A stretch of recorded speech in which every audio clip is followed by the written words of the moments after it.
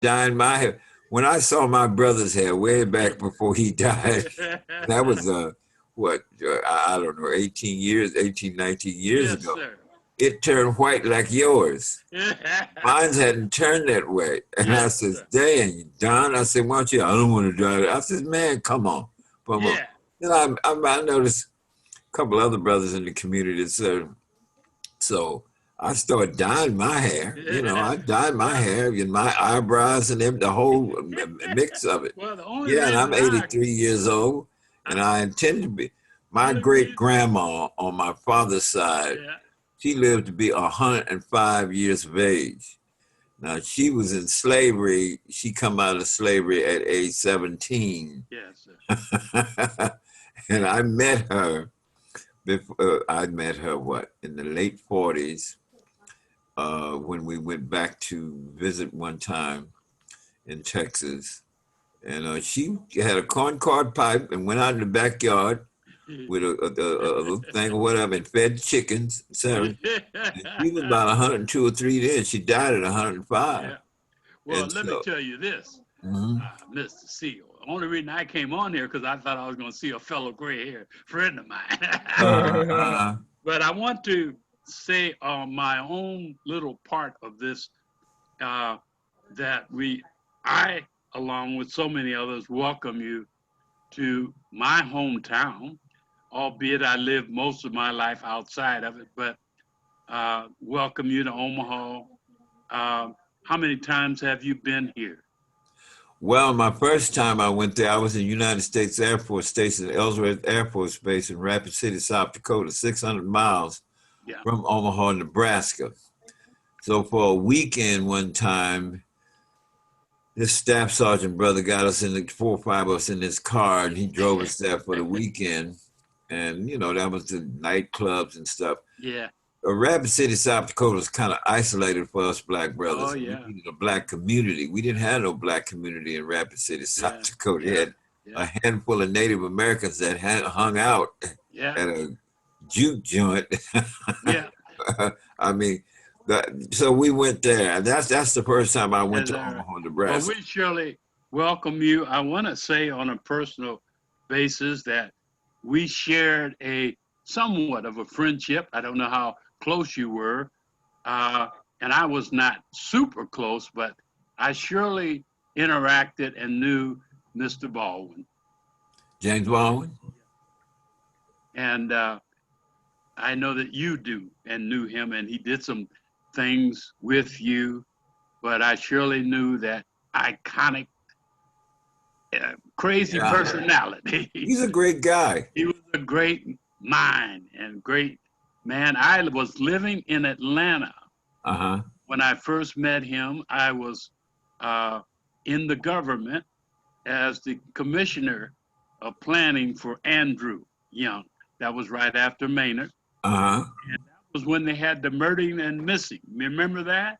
The murder what? Murdering and missing boys that kept. Oh Uh, yeah. Who wrote? I think who wrote about that? Was it yeah, James well, Baldwin? Who wrote? James, they sent James Baldwin in there to write about it, and what his theory was different from everybody else's. They caught the young man, put him in jail, but Baldwin's theory was it was the Ku Klux Klan, and that the black folks were scared to accuse them because it was going to cause, Oh, yeah, a race right. riot. Because James Baldwin, when I was in jail, he came to see me in San Francisco County Jail. One time, and him and what's the brother's name who did Chef? He came in there to meet me. I had so many people come into jail to Yeah, see me. I had got a court order that I had a right to, to let the press interview me in jail, since the Connecticut state prosecutors was all over the press throughout the whole of the United States of America, trying to convict me in the press before the trial start. yeah, So we got lucky with my lawyer going to one of the San Francisco courtrooms, and it was in front of this African American judge. I think his name was Jenkins, who ruled that Bobby Seale had a right to see any and all press from 7 a.m. to 7 p.m. hours at the San Francisco County Jail. So I not only wrote a book in that scene, and then I had all kind of press people, including James Baldwin and quite a few other Garden Parks, the rest of Yeah.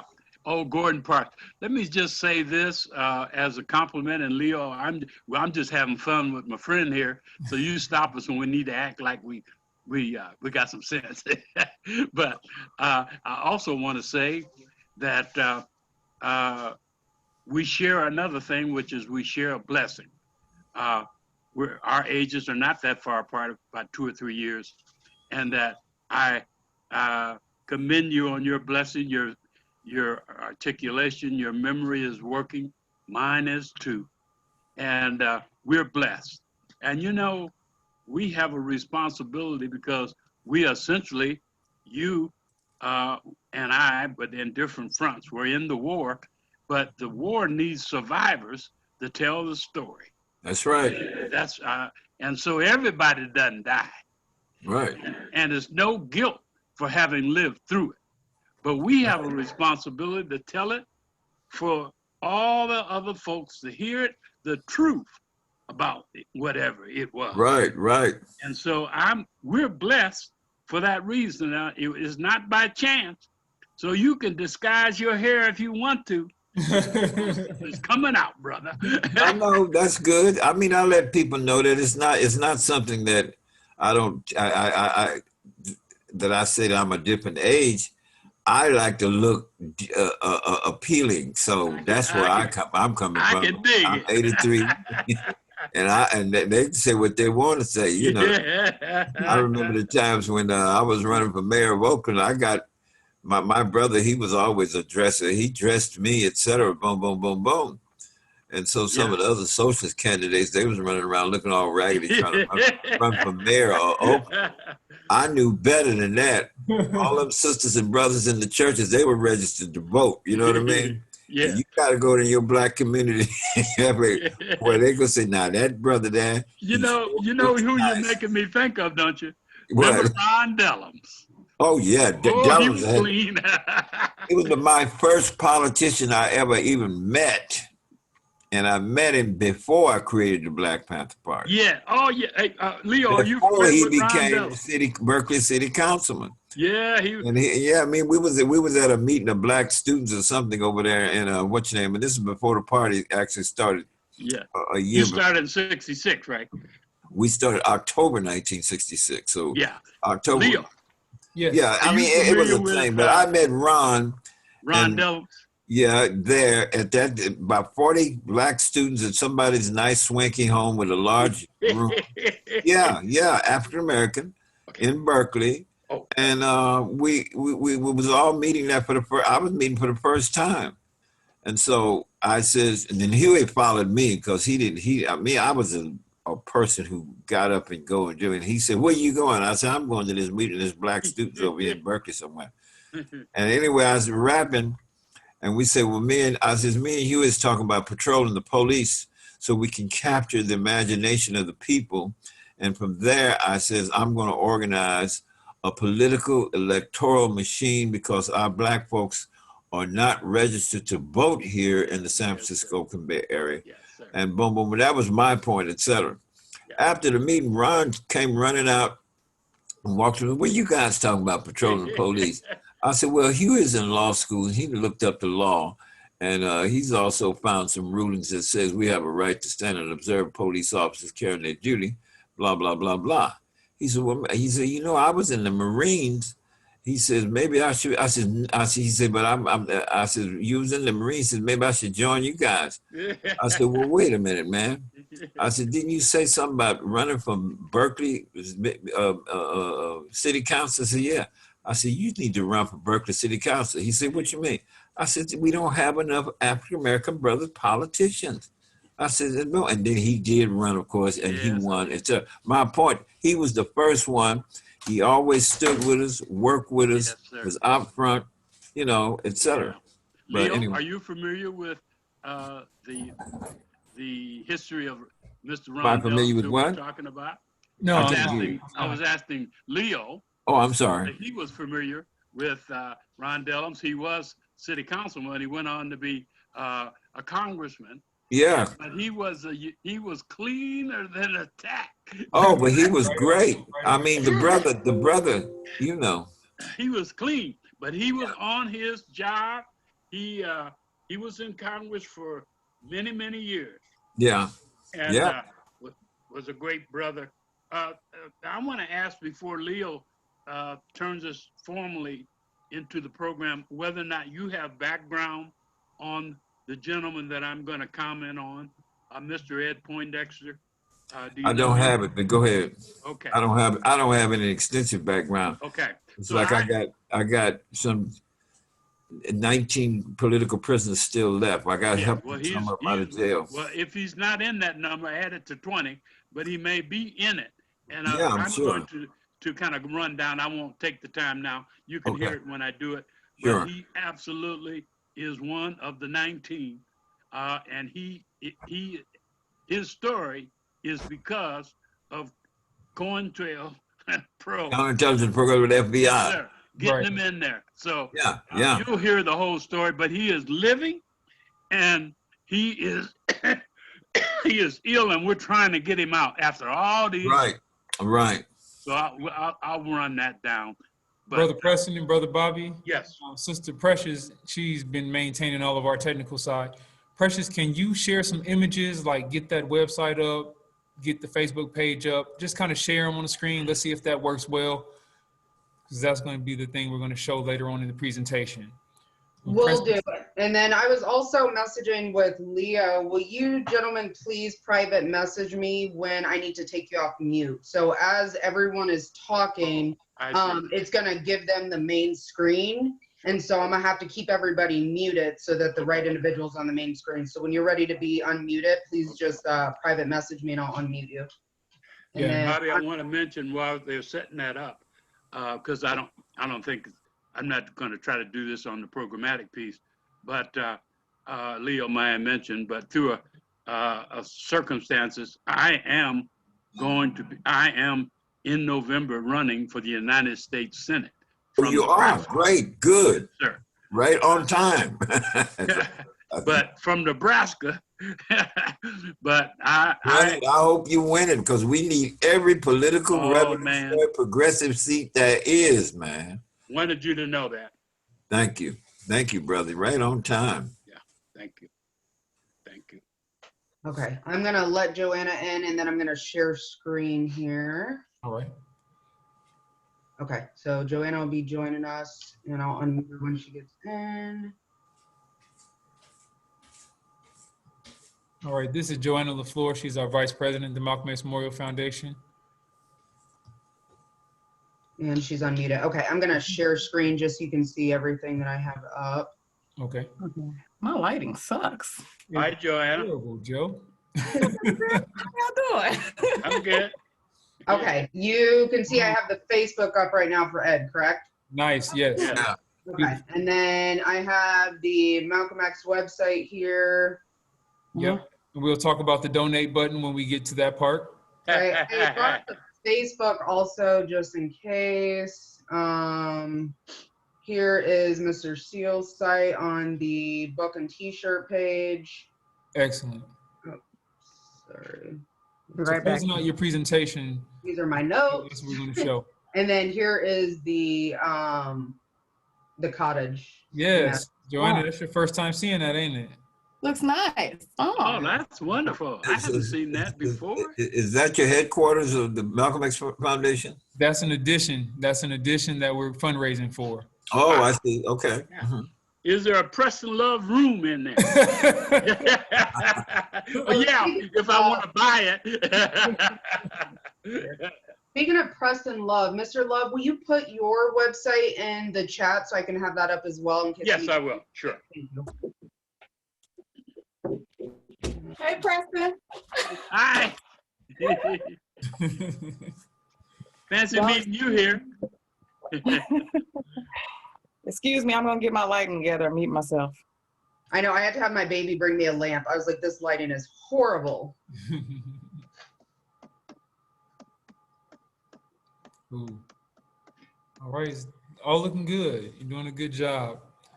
I will be basically going through the order of events. as things go on. Bobby, remember that you have from 6:25 to 7:10 for your presentation. Okay. The introduction will start at 6 o'clock. It won't take 10 minutes, but I will be doing the introduction for the Malcolm X Memorial Foundation, explaining our speaker series, Okay. explaining the importance of this time period, explaining the social climate, just giving some context to why we're doing this and the backstory of how COVID-19 pushed it back to where it wasn't in person. Then at 6:10, Mr. Preston Love will give his presentation on the Omaha 2, specifically talking about Ed Poindexter, and he will also talk about the importance of voting and his local efforts. Right. At 6:20, there will be an introduction of yourself, Mr. Seale, that I will do. And then at 6:25, or maybe a little bit before, the floor will be yours. Okay. Now, do you have that list of questions or list of bullet points that I gave you in the email? Oh, I don't know where they are. My God. I'm sorry. I'm doing so much stuff out here.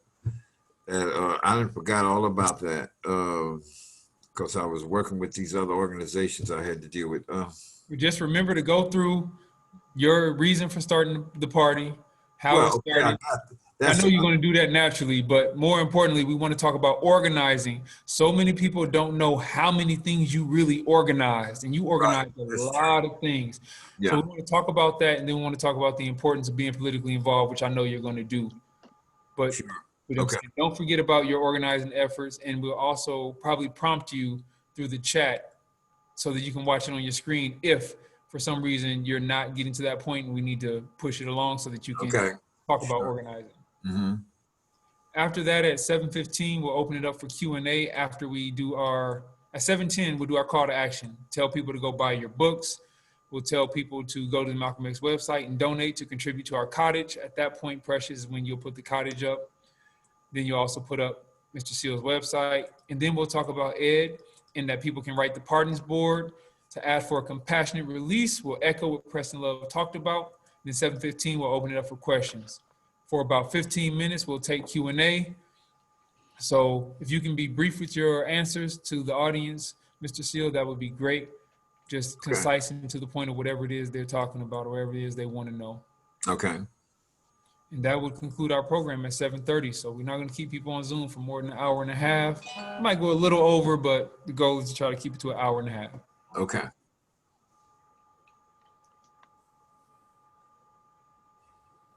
And Joanne, I think you hopped on after we were talking about this, but if you need to be unmuted, will you just private message me because it'll keep everybody muted. Bobby, where are you living? Right now, I'm living up here in the San Francisco Bay Area up in Vallejo. Quite a few of us have moved out of that high price living costs, et cetera, you know. So our daughter and all of us got together and bought this house up here in Vallejo, you know, so 10 years ago. So that's good. That's good. Yeah. That's good. Well, don't forget what I told you, that we're blessed and we have a responsibility to tell the people who weren't born or who don't remember or whatever what the war was about. Yes. That's what I've been doing. I've lectured at over 750 colleges and universities since May 2nd, May of 1967. Whoa. And the Black Panther Party was only 6 months old, and we did a speaking in Los Angeles following that when I led that armed delegation to read the statement from the Black Panther Party about our right to stand and observe police officers, because we were very, very legal in doing so. Yeah. But that I'm just saying, I'm still speaking, what have you, et cetera. Yes, sir. My films, one in 1991 got kicked out and messed up and never got done. And then I went through another process with some other people, come to find out they was working with dark money people trying to rip off my rights for some series. This is back. That all that stuff fell apart in January of 2015, whatever it was. I'm just saying that I've been there. And one of my is I was trying to make a big hit again because I raised big money in 1968 and 69 for the party. Huey was in jail during this period. Yeah.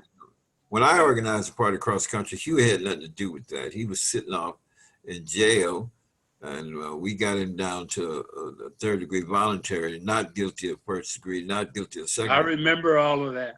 But my point is that organizing was my thing.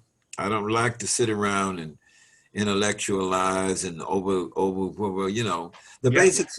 People say the basic socioeconomic structures and the adverse and consider particular sociological, psychological factors. Yes, sir. Backdrop in the history of slavery. Yeah. So some young brother in my little group, the youth jobs program, I remember, he said, "Brother Bobby, what they talking about?" So, you know, I got, this is a 16, 17-year-old I hired 100 of them that year because I was working with a war on poverty program, so I was in charge of all this stuff. Yeah.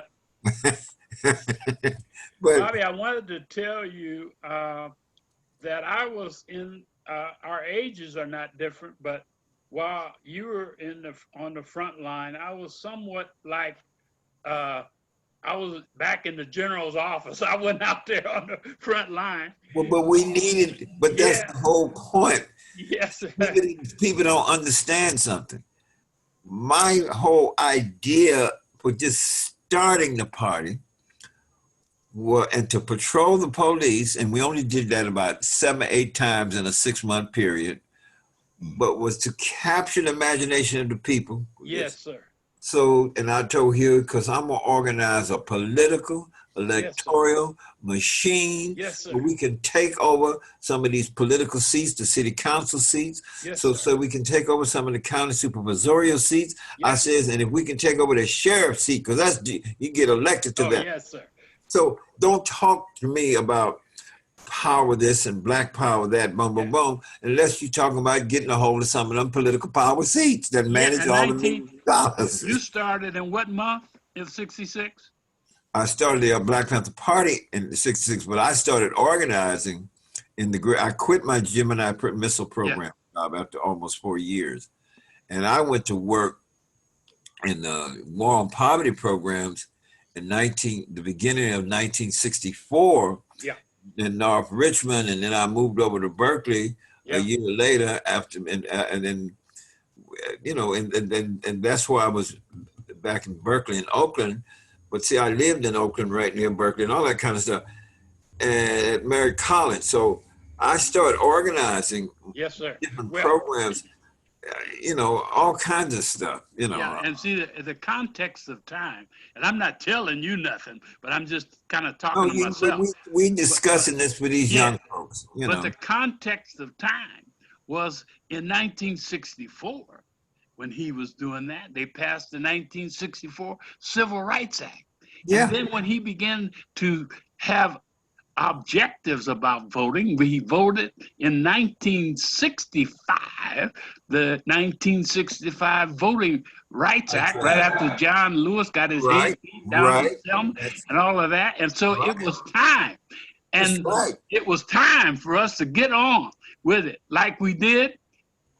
Excuse this ain't my age, Bobby, but like the same thing we did in 1870. Passed the 15th Amendment. We got busy. That's right.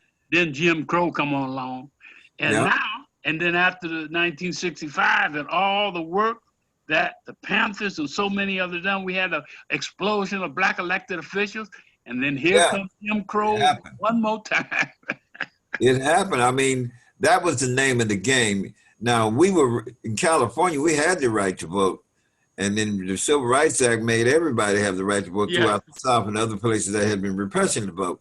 My point is now, those political seats, you know, I remember, brother, we want black power out there at Merritt College hollering that stuff out. And I kept walking by them, you know, One day I stopped him. I said, "Do you guys know what power is? What you talking about?" I said, "Unless you take over some of these political power seats, you ain't gonna get no power." Yeah. What you mean? I said, "The city council. Them the white man seat." I said, "You better make them some black folks seats if you gonna get some black power." You know, we have the challenge today. It's the Yeah. same thing. We need Uh, to translate the Black Lives Matter that's into right. some hard-nosed, things of power. Well, And I'm hoping that the Black Lives Matter movement understand that it's imperative that they, etc., move towards programs, program. community that goes along with getting your legislative people that's Yes, on sir. your side Yes, sir. to help with these programs to demonstrate this is where I come from. Right now, today, my basic program now is connected with my point in the 10-point platform and program that said we want decent housing fit for shelter of human beings. Now, we never got a righteous program off the ground connected with that. We got other little programs going off. We dealt with the protest of war and stuff like that. We're not going to let ourselves be drafted. Yeah. We dealt with the level of all black men black people being tried by all white juries and stuff like this here. We went to even the United Nations so we could hook up with the United Nations principles of black people determine their will and destiny in the United States of America, all of that stuff. But the community cooperative housing concepts was mines more so than even Huey's. Huey didn't even understand. See, Huey members is 7 years younger than me. And he didn't have the life cycle work experience that I had had. You see what I mean? I did 4 years United States Air Force structural repair high performance aircraft, get B-52 bombers off the ground. You see what I'm getting at? And then I come out, and then next thing I know, I'm working at the aircraft companies, etc. Boom, boom, boom. I have nothing. Then I enrolled in Merritt College. We moved across the street and what have you.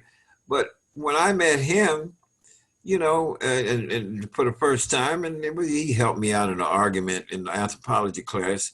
And I said, "Let me buy you lunch." The little sister came over in the black restaurant, and I says, here's $2. I said, "This is a tip for you, sister." She said, "What?" I said, "This brother just helped me out argument in my anthropology class about correct social science reference to black folks, etc. Boom, boom, boom. I said, "I want you to make sure." I said, "Get it anything you want. Hot dogs, pie a la mode, whatever." So he would say, "Where you get all that money from?" "Where I get all that money?" I said, "I got a job." "What kind of job you got?" I say, "I work on the Gemini missile program." "What you mean? What Gemini who?" I love it. He didn't know where I was coming. But anyway, my point is, Just bring it on. I'm a high tech person. So when you start organizing, I'm not going to sit around, yeah, you have to sit down and articulate and understand the program, but I'm going to do something about it. I'm not going to sit up here just standing on the corner. You see what I mean? Yes. I love Dr. King for putting his organization together to push the government for that warm poverty program, and then John Lewis's voting rights, etc. Those are very important pieces of history in terms of our struggle coming from slavery, after slavery, etc. And boom. And I digested all that information. I had all of that information in my head. Everything that W.E.B. Du Bois said, the documentation, Herbert Apthacker's documentation of 250 slave revolts from the year 1800 to 1859. I knew all of this stuff. All the wars we have fought in from the beginning of this country. Most people don't even know about the German Hessian soldiers that the king was sending over here to rout out the colonies. And Lafayette, a French general, went up there in New England and told them, "Y'all going to get your butts kicked because the king is sending the German Hessian soldiers over here." And says, "You got these slaves around here.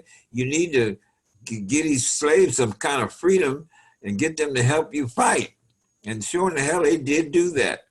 When the German Hessian soldiers arrived a year later, guess who kicked their butts? Them black soldiers. People don't know this. I mean, in Rhode Island, this is what happened.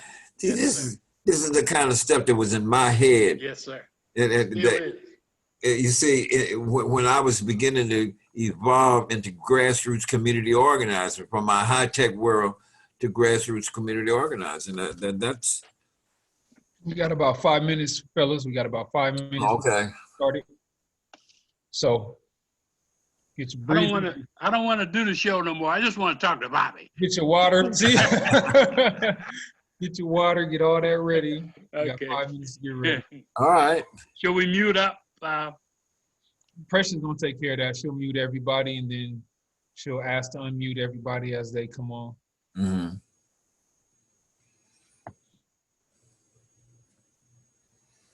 I messaged everybody in the waiting room just a couple minutes ago, just thank them for joining and letting them know that we would start promptly at 6, which is 2 minutes. 2 minutes. Your clock is fast. We got 5 minutes. 5 minutes. 5 minutes. My computer clock is fast. Sorry. How many people in the waiting room? A bunch? Let me see. 13. 13. 14. Oh, late people.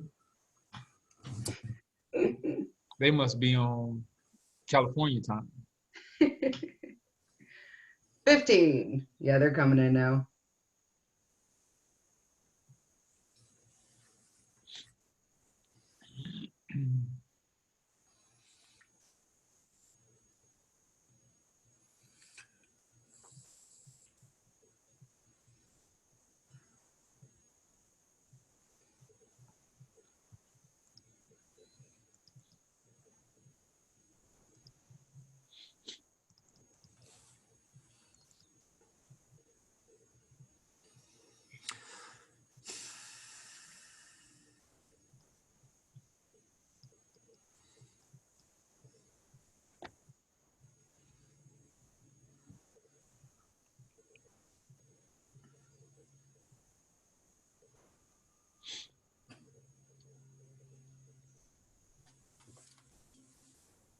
How many minutes did you say?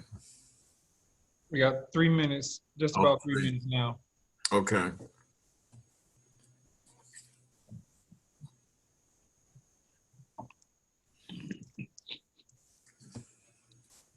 So I'll do the intro and Okay. Preston will go, and then it'll be your turn.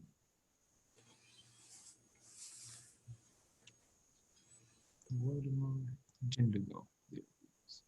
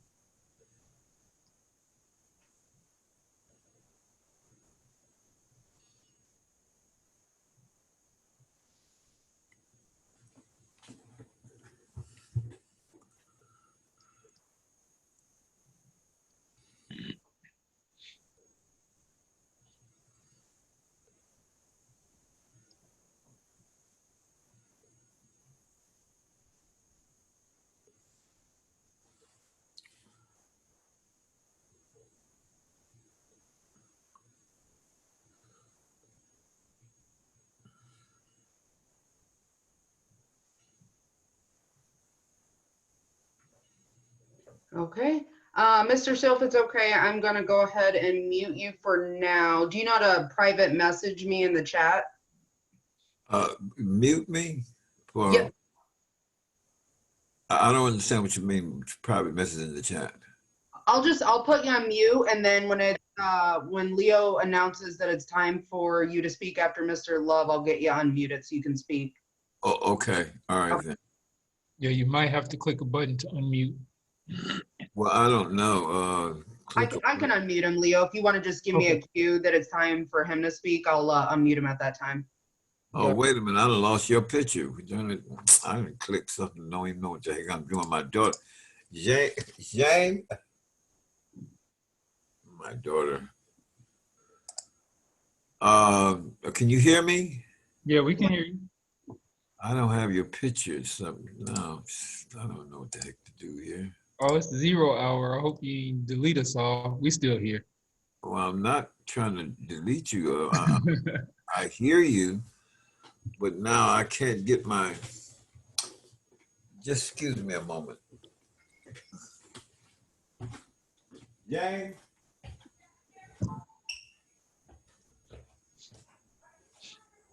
Yeah, come in. Be precious.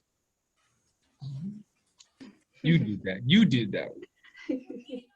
No, Don't you put your I done fooled around here and okay. You're still in here. Oh my God. Well, I didn't know all of this, Jane. Thank you. Okay, there we go.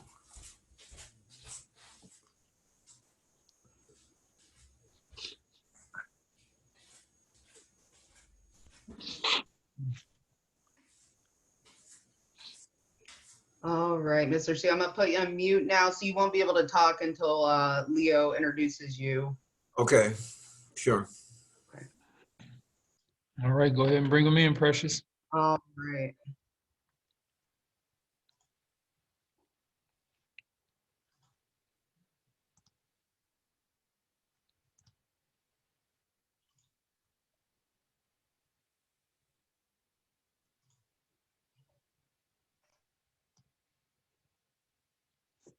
Welcome, welcome, welcome, powerful people. I'm gonna let more people log in here. And we appreciate you first and foremost for joining us this evening. It's Saturday, September 26, 2020. And you all are on a very exclusive, intimate dialogue with some very other powerful people, including the co-chairman and founder of the Black Panther Party, Mr. Bobby Seale, and the unofficial mayor of Omaha, Mr. Preston Love Jr., and the Malcolm X Memorial Foundation. So we welcome you all here to this beautiful evening. Now, just some housekeeping rules. Everyone will be muted. You will be muted for the most part of this presentation until the Q&A. Once the Q&A comes along, you will be unmuted to ask your question. Please feel free to utilize the chat. And if you have any specific questions, you can message Malcolm X Memorial Foundation in the chat with some of your questions during the presentation, if you just want to get it logged in and remember it. Now, for those of you who have gotten here, who paid for a ticket, we appreciate your donations in support of the Malcolm X Memorial Foundation. We will show you later on in this presentation what your dollars are actually going to. We are not just a building, we are not just a memorial site, but we're also an active place for revolutionaries, for activists, for people who just want to get community involved. And most importantly, we're a place for the community to convene, especially in a Black space controlled by Black folks. And we want to keep it that way as the vision of our founder, Rowena Moore, had in her mind. So we were in a situation last year where this organization was barely hanging on. We don't get a lot of support locally, but we try. We communicate to people. We do a lot of community work. We do a lot of social justice work. But for some reason, the city of Omaha has not really gotten behind what the Malcolm X Memorial Foundation has been doing until this year. Now, we've always done a lot of work, but this year in particular, it's been very, very important for us to become more socially conscious and aware of our social condition here in America. And this electoral season, as you can see, has been a lot of fireworks, there's been a lot of things going on. And we just hope to keep everyone encouraged, number one, because we believe that we will pull through this. And most importantly, people are coming together. And as you can see, even just on this Zoom right now, there's a lot of diverse people who understand that we need to make some serious changes in this country. Now, America has been in this pivotal time once before, actually a number of times before, but the closest time we can remember is the civil rights movement, when America had to make a great transition from what it used to be into a more equitable state of being. And in that time period, there were a great number of people who arose to the occasion and decided that they were going to challenge the system and make the system more equitable, make the system more reliable for people who are typically marginalized historically. As we can see that there's still a lot of work to be done, and we here at the Malcolm X Memorial Foundation, along with our community partners, are continuing to do that work. So, as you've all joined us tonight, you're going to hear from one of the men during that time period who made great relationships and was inspired by Malcolm X, inspired by Medgar Evers, inspired by Martin Luther King, Dr. Martin Luther King. And that individual is none other than the co-chairman of the Black Panther Party, Mr. Bobby Seale, who is here with us on this call. We believe sincerely here at the Malcolm X Memorial Foundation in education and respect for our elders, and making sure that we take that wisdom and pass that wisdom down to the next generation. We have to do this every generation so that we don't leave the next generation lost when they start to move towards social movement. They can take the lessons from the past, move them forward. For those who are familiar with African tradition, we consider that Sankofa. So what we're going to do here now is talk about one of Omaha's own Black Panthers who was wrongly charged for a crime that they did not commit. But I'm not going to present that. I'm going to have that presented to you by none other than Omaha's very own Mr. Preston Love Jr. Preston, you there? I surely am. All right, And the floor is yours. I'm gratified to be part of this meeting, and I surely have enjoyed just briefly some time with old friend Bobby Seale, uh, a cohort, a warrior of the past, and we have reminisced about the wars that we have fought, and we reminded ourselves that we are blessed to be able to share with you the war. Somebody has to be a survivor of the war to pass it on of what the war was about and what the solutions were about, because the war continues. And so my job is simply to connect the dots between the past and the present. And my particular specific assignment is to acquaint you with the saga of the Omaha Two, Ed Poindexter and David Rice. But before I tell you some of the facts, you need to have a context of time, a context of time. You cannot understand the saga of Ed Poindexter and David Rice unless you understand, Terry, the context of time. That in 1960, late 60s and early 70s, our people of color, in particular Black folks, were under siege. We were victims of racism, redlining, discrimination, bigotry, and our organizations, wonderful organizations, radical ones like the Martin Luther King radical, Malcolm X radical, and the Black Panthers radical. We were not radical. We were for the people, feeding them, educating them, and giving them and providing their needs and protecting them from the society. That was the context of time.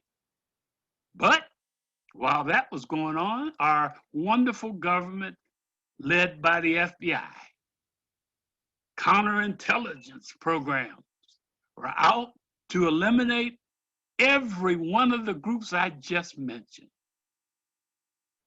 The nonviolent Martin Luther King was on the list too. And so when I talk about the Omaha 2, the linkage to Mr. Seale is they were Black Panthers in Omaha, Nebraska. It's an organization that your speaker founded in 1966. But by the time the story of Ed and David arrives, the organization of the Black Panthers was under siege and, quite frankly, began to not even try to add new chapters because they all were at risk of some sort of crazy act to put them in jail or to take them out. And so in Omaha, Nebraska, Omaha 2 were part of the Black Panther movement. And they were in 1969 accused, first of all, let me go on the record, accused of of a crime they did not commit. But that was regular. And I'm sure Mr. Seale will talk about so many others. But in Omaha, Nebraska, they were accused of planting a bomb that killed a policeman and injured another. It is true that a bomb exploded and killed them. It is not true that they did it. And the evidence is overwhelming that they did not. But who cares about evidence? We ought to know that by just looking over there in Kentucky. Deja vu. They were accused and sentenced to life without parole in 1970. One of them has died in prison. The other, Ed Poindexter, lives. He has been in prison for 50 years. He's 75 years old. He is ill and subject to get the COVID virus. He's a political prisoner right here in this hometown here. And so you need to know that because they were not unique. We are now trying to get them out, to get them released. We're before the Pardons Board. They don't want to hear it. So we need your help to help us get Ed Poindexter out before he is, the knee of the prison system is on his neck. He can hardly breathe, y'all. Don't you see the relationship, the dots between the lines? Ed Poindexter was a great man. He spent 50 years in jail. He got a degree while he was there. He wrote books while he was there. He has never gotten in any trouble while he was in jail. He had programs to help the kids. Ed Poindexter grew up with me in the Logan Fountainville homes. Nice old guy. Got caught up in a corrupt system. And so I say that, and there's more, but in the essence of time, I want to pivot from there to say, what more do we need to tell you about the importance of voting the bad guys out and the good guys in? What more needs to be said? Just look to Kentucky and you look at that prosecutor. He's in there as a result of somebody voting for him or somebody next to him. And on and on. We have a lot at stake in this election. I've been voting since 1960, Bobby. And this is the most important election in my lifetime. If the Supreme Court is packed with conservatives, it will affect you and I and our generations for generations to come. Notwithstanding Roe versus Wade, notwithstanding the fact that the moment that the person is voted in, they're going to dismantle the affordable health care, and we got 20,000 people, 20 million folks are going to go without health care and all of that. And so what can we do? We can vote like crazy. And so I appreciate the little time to put these things in context, that what Mr. Seale's story will tell you is no different than the story of today. No different. It's deja vu. And so we have to become Bobby Seale. We have to stand up and do our side of it.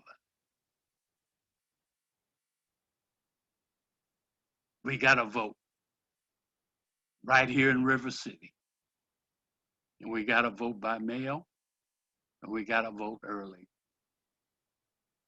I relinquish my time.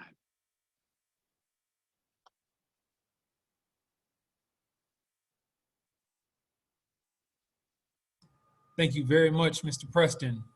So if you want to do something right now, you can start to draft a letter to ask the Pardons Board to let Ed Poindexter free on compassionate release. As Brother Preston Love mentioned, we had 2 Panthers here in Omaha who have been locked up on charges that they did not commit. And unfortunately, one passed away in 2016, David Rice, AKA Mondo. If you look in the chat, the address is there, the Nebraska Pardons Board, P.O. Box 95007, Lincoln, Nebraska 68509, ne.pardonsboard@nebraska.gov. Go ahead and write a letter asking for a compassionate release of Ed Poindexter, and that could be your way of contributing to someone who has dedicated their life to social change in our city and was falsely accused of a crime that they did not commit. And you will be a part of history just by helping that individual out. The letter does not have to be detailed. As a matter of fact, the more personal you can make the letter about the compassionate release, the better it will be, because a different letter will cause the wardens and those who see the letters to see it as a different letter, not just the same letter that came through. So please make sure you send a letter asking for the compassionate release of Ed Poindexter. Now, without holding you all up, because we don't have all night, I will talk briefly as a formality about the man you have all come here to see. Bobby Seale is a 50-plus African-American social change activist, founding chairman and national organizer of the Black Panther Party for Self-Defense. He was the 8th defendant of the 1969 Chicago 7 conspiracy trial, which Netflix is doing a movie on called the Chicago 7, so make sure you check that out. Born in Texas in 1936, Bobby Seale, early 1960 activist. His early 1960s activist life was influenced by Dr. Martin Luther King Jr., Nelson Mandela, and Malcolm X, when in 1966, he preached a doctrine of militant Black empowerment and was the co-founder of the Black Panthers. During this time, Seale's work evolved from his engineering position with NASA Gemini Missile Project, to grassroots political electoral community organizing. By the end of the 1960s, 1968, Seale created coalitions with all people of color, civil rights organizations, and those in the anti-Vietnam War movement to advocate for greater electoral empowerment of all power to all people in the All Power to All People movement. So, for ladies and gentlemen, please lend your ears and attention to Mr. Bobby Seale.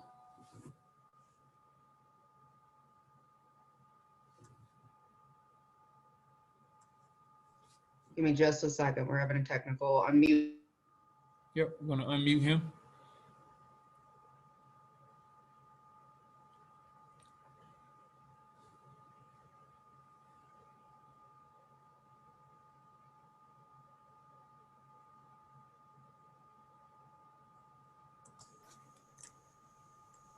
You're You're on. good to go, Mr. Seale. Okay, hello. For the presentation here today, in the midst of a great protest movement that's going on across America, revolving around Black Lives Matter and the pandemic protests of the Trump administration perpetuating and ignoring the deaths and not stepping forth with any positive presidential leadership concerning our human existence here on the face of this earth. As I like to say,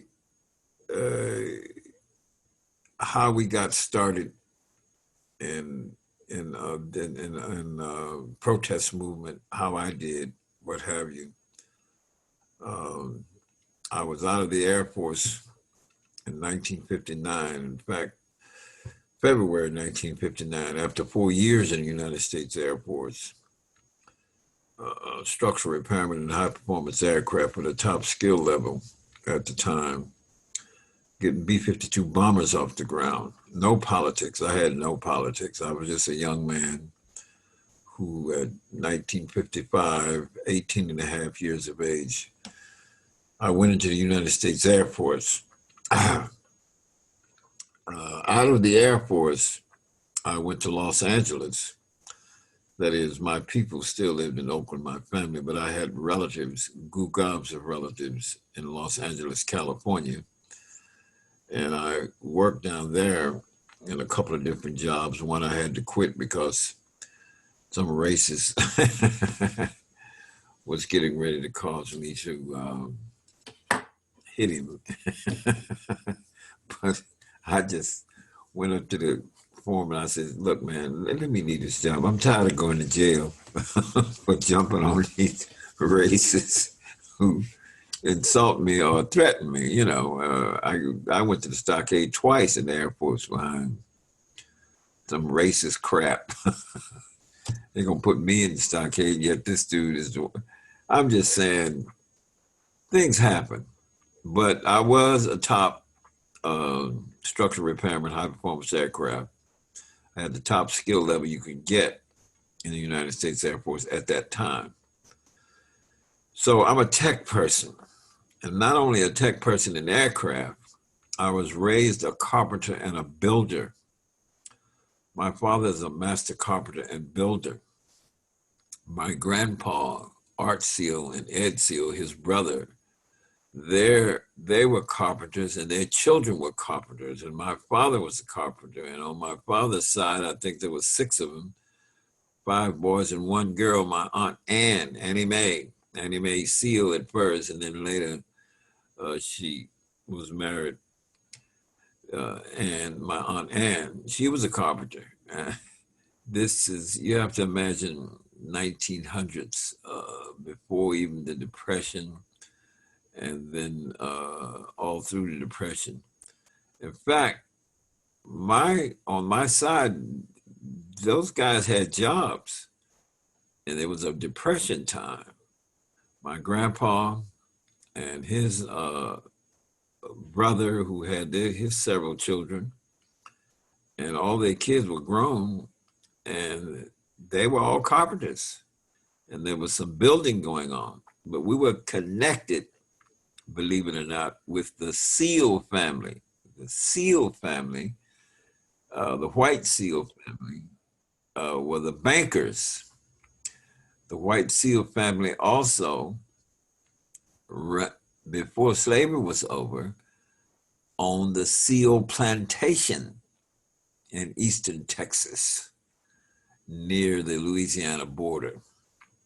By the 1920s, early 20s, my grandpa and Art Seale had contracts to build 500 homes.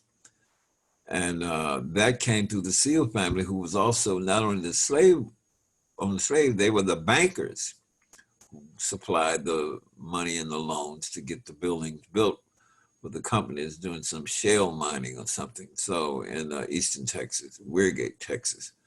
I'm just saying, I was raised this way. And I say I was raised as a carpenter from age 7. My father built our first family home from the ground and finished it when I was about 7.5 years old. And I can remember the days that in the latter part, once all the framing and everything was up and rooms were up, he was still doing a lot of finish work. And he would say, Bobby, hand me that 2x4 over there. And I'll pull it over there. He said, no, not that one. That got too many knots in it. Give me that other one over there. What's a knot, Daddy? He said, you see here, this area here where they cut the wood? Well, that's where a branch was growing out from the tree. And I call that a knot, and it makes the piece of wood weaker. So I'm just saying, I was being raised a carpenter, being trained to be a carpenter and a builder starting from 7 years old when my father built our first home. But it was World War II. And about a year after that, they attempted to draft my father, but they wouldn't take him in because his left leg was 1/4 inch shorter than his right leg. But they snagged his, from the World War, they snagged his carpentry skill, and they did that to a lot of men.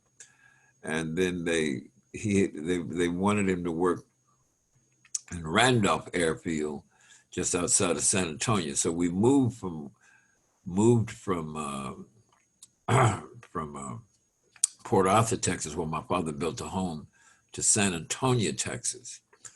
And in that year, my aunt came through and saw us when we were moving to our new place, and then she went on to California. My other aunt, my mother's twin sister, came through, and they went on to California. And then they transferred my daddy, my father, to California before we left. And his job, his wartime job. And then, of course, finally the World War II was over in mid-1945. In September 1945, my father sent for us. And my mother loaded us up on a train, Santa Fe train, big box full of boiled eggs and fried chicken, what have you. And for 2 or 3 days, we arrived in Berkeley, California at the train station, and got off, and my father took us to an apartment, what was a government-built apartments, 2-bedroom, what have you, etc. And that is where I wound up in California, we as our family. That October, I would turn 9 years of age. And between 9 and years up, my father had his own cabinet shop. So I was raised up in the summertime doing work, learning carpentry, building furniture, refinishing, building cabinets, what have you, etc. Right on up, I'm talking about 10, 11, 12. Simultaneously, my father was a hunter and a fisherman. He always went hunting and fishing. And he would take us, me and my brother, there with him.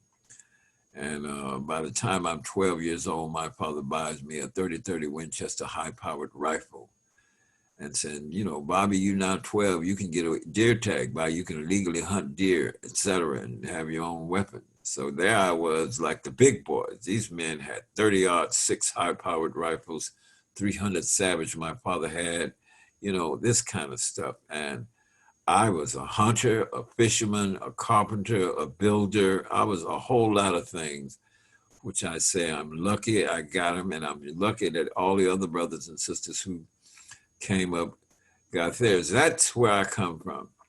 So I say that to tell you that in starting and creating the Black Panther Party, I'm a type of person who was not going to sit around debating a bunch of theory and stuff, you know what I mean, all the time. If you're going to change things, you got to do something about it, etc. And it would be 1962 when I was still working on the Gemini missile program, and I enrolled in Merritt College even before that.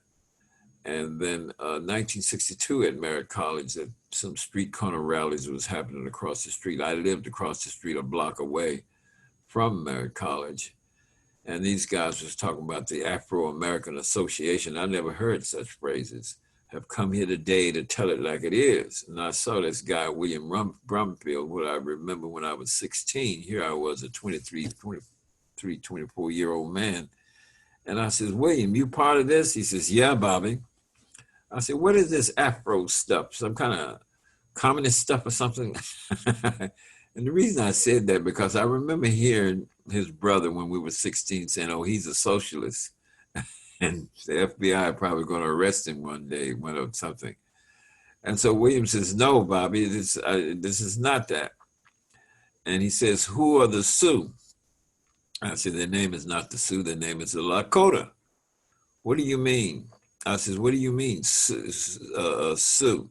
He says, well, you and my brother were the ones who were studying Indians and stuff when you was on a health spree, but you start studying and you told me that the word Sioux was a French word. It's not a Native American word. It's a French word. It means cutthroat. It has nothing to do with the real name of the Lakota people.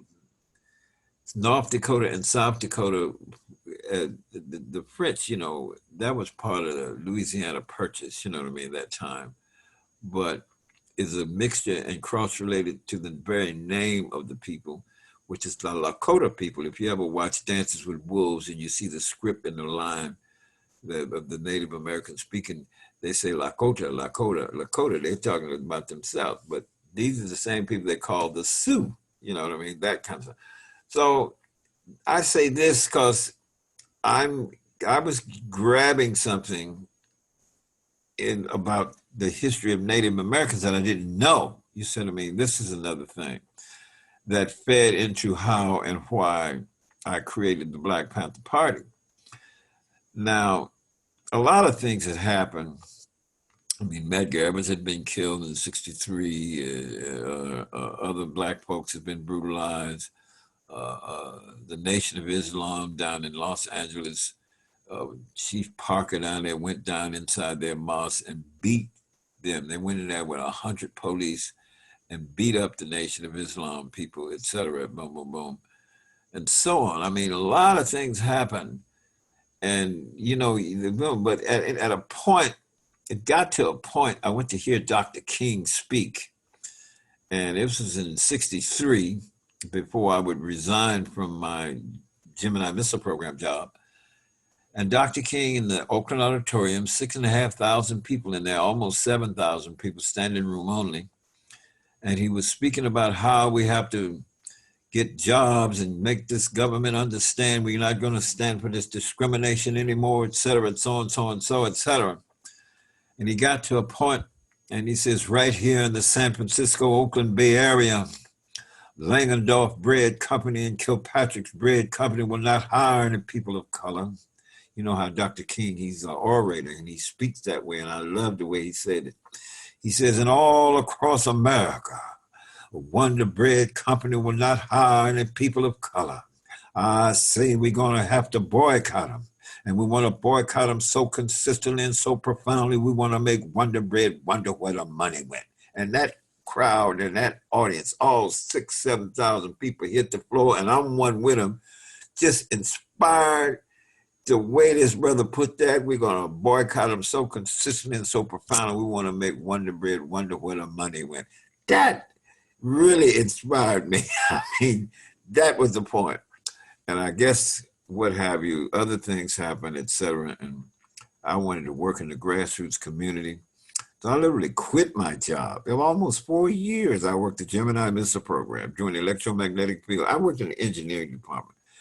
But I wanted to do something in the grassroots. I wasn't married or nothing like that. And I went out and got a job where we created a youth jobs program in North Richmond, California. And that was the beginning of 1964. I didn't create the Black Panther Party till late 1966. And then from there, I moved over to the city government of Oakland in about '65. And the Civil Rights Bill had passed. Brother Malcolm X had done his speech, on the ballot of the bullet, and one, we have a right to defend ourselves, is what Malcolm X is saying on the one hand. But on the other hand, what he was saying in that speech was that, in effect, we didn't have enough black unity to have any any political seats. This is where it was coming from. And he was telling the black folks that you guys voting out here for these white candidates and they ain't gonna do you no good, etc. Boom. So I took from that speech, most in particular, that we don't have enough black candidates. And that's where I started. I says, whoa. So with working on the programs, I did my little research across America, and I found out that we had only about 55 black people duly elected to any political office anywhere in the United States of America. I started with California. We have 52 counties. Now, 52 counties. They have 52 sheriffs duly elected to political office. And each county has a board of supervisors, whether it's an odd number of 5 or odd number of 12 or 20, depending on large cities. Boom. These people manage all the multi-billions and millions of dollars in these counties. And this is what's happening. And I says, we don't have any fair shares equity. We've been exploited, oppressed, brutalized, what have you. Last hired and first fired. Whoa, we don't have no power. Simultaneously, Kwame Ture's book come out in 1965 saying black power this, black power that, boom, boom, boom, boom. Now, it's one thing to read that, et cetera, boom, boom, boom. Yeah, it's encouraging, et cetera. But for me, how do you get the black power? How you get power in the first place? So Huey started running with me after I recited this big poem. But anyway, Huey started running with me. Huey actually had graduated from Merritt College. He was in Knight Law School, a private law school in San Francisco called San Francisco Law School. But he started trying to hang around me because I organized this big rally at Merritt College. Without him, he didn't organize the rally. I organized it. When he came down and saw all those 700 people I had organized there, And this was all a thing that we put together, me and Bertram Morrell. Bertram Morrell has got a book out now, and he's still a political lobbyist in Washington, D.C., but he's a very good, close, early friend of mine. In those early days when we organized, before the Black Panther Party ever started, I mean, this was the thing that I was about. I'm doing something about it. And me and Bertram decided that on the issue of black men being drafted to fight in the war in Vietnam, and we had the stats, 29% of all the black men fighting in Vietnam were being killed, to fight in a war, and this country was not recognizing our constitutional democratic civil human rights. And so we organized this rally against that, but it was more, we respected culture, what have you, et cetera. I was master of ceremonies for introducing all the people and the speakers and the others, et cetera, blah, blah, blah, blah, blah. And then, of course, I wound the whole program up with a poem I picked up from a brother who wrote this poem and was published in the Liberator magazine. Liberator magazine in those days was published out of New York. And I had a subscription to that magazine and about 20 other magazines and periodicals by this time. I'm always getting information and what have you. But that poem, the first line's called Uncle Sammy Called Me Full of Lucifer. Well, it just so happened after we was checking out some record boutiques up around the University of California one night, history of blues and stuff like this, et cetera. And I played a record in the best to What Did I Do to Be So Black and Blue? And then we played another record about Stagger Lee and stuff like this. It's folkloric stuff, black music and stuff. And then we left and was walking down the streets around University of California on Telegraph Avenue. It's hordes of people walking. When I say hordes, I mean people like tend to bump into each other, going one way on both sides of the street. And it's 1, 2, 3, 4, 5, 6, 7 blocks of restaurants, different places, other kind of businesses and stuff. And it's nighttime, night, you know what I mean, 9:30, 10 o'clock or something like this. And Huey had come to that rally 2 weeks earlier at the tail end when I recited this poem. Uncle Sammy called me full of Lucifer. And he heard that and it blew his mind because he was shocked that I had even organized 700 people in that at that college. So Huey was now with me 2, 3 weeks later up there. My brother John Seale was with me and another student friend, a nickname Weasel, I forget his name. Anyway, we were up there and Huey says, "You guys ought to hear Bobby. He recited this poem at Merritt College, et cetera, et cetera, et cetera. And he brought the house down. Boom, boom, boom. Bobby, recite your poem." I said, "Man, I don't want to recite no poem up here tonight." Boom, boom, boom, et cetera. And he kept carrying on. We walking, et cetera, boom, boom, boom. "Come on, man, say your poem." I said, "Man," I said, all right. I said, "Uncle Sammy called me for the Lucifer." "Well, I don't give a good eagle-eyed McFleagle triple whammy." And suddenly some white boy, it's a horde of people just stopped. And he's got a chair. Hold it, hold it, hold it. He's got a marijuana cigarette in his hand. I mean, literally. And he brings a chair over. He said, "I was sitting over there, man, and I can't see you. All the people in front." I said, "Okay, man, get that damn smoke out of my face. What's wrong with you?" I got on the chair. So this poem is really key to how we and why we started the Black Panther Party. Berkeley, California, University of California, at night, remember 10 o'clock or so, hordes of people, and I cited Uncle Sammy called me full of Lucifer real loud. Anyway, the poem goes like this. Uncle Sammy called me full of Lucifer. Well, I don't give a good eagle-eyed McFleagle triple whammy damn, for I feel his small stick will not serve. Uncle Sammy, don't shuck and jive me. I'm hip to popcorn jazz changes you blow. You know damn well what I mean. You school my naive heart to sing red, white, and blue stars and striped songs and to pledge eternal allegiance to all things blue, true, blue-eyed, blonde-haired, white chalk, white skin with USA tattooed all over.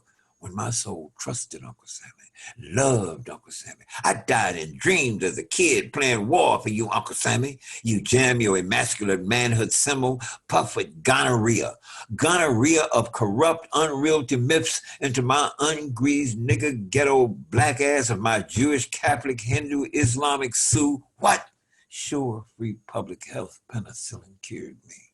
But Uncle Sammy, if you want to stay a freak show strongman God, fuck myself. I will not serve.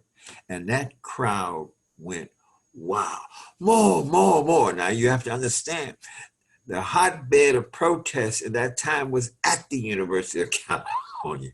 This was the, and this is where we were in that nightlife framework. This is what was on. And that caused a fight. Some undercover cop come to grab me and all this kind of crap. You use obscene language, etc. And I'm saying, "What are you talking about, man? Get away from me." He didn't show no badge, you know what I mean? Boom, boom, boom. The Supreme Court say we can use the four-letter F word all we want. And it had happened. It's freedom of expression. And just, so the crowd leave him alone. And so he grabbed, he went away and he came back and he tackled me without me seeing it. His head hit me right in the stomach. And we rolled out into the streets in the intersection, because we was right near the intersection. And 2 or 3 other undercovers got on me and they were beating me up. And the people were shouting, "Leave him alone, he's done nothing. Leave him." So my brother came in there and another Asian guy came in there and 2 other white hippie guys, people coming in, and start kicking these other 3, 4 undercovers off of me. I pull out this knife. Now, this was a Scout Black knife, you know what I mean?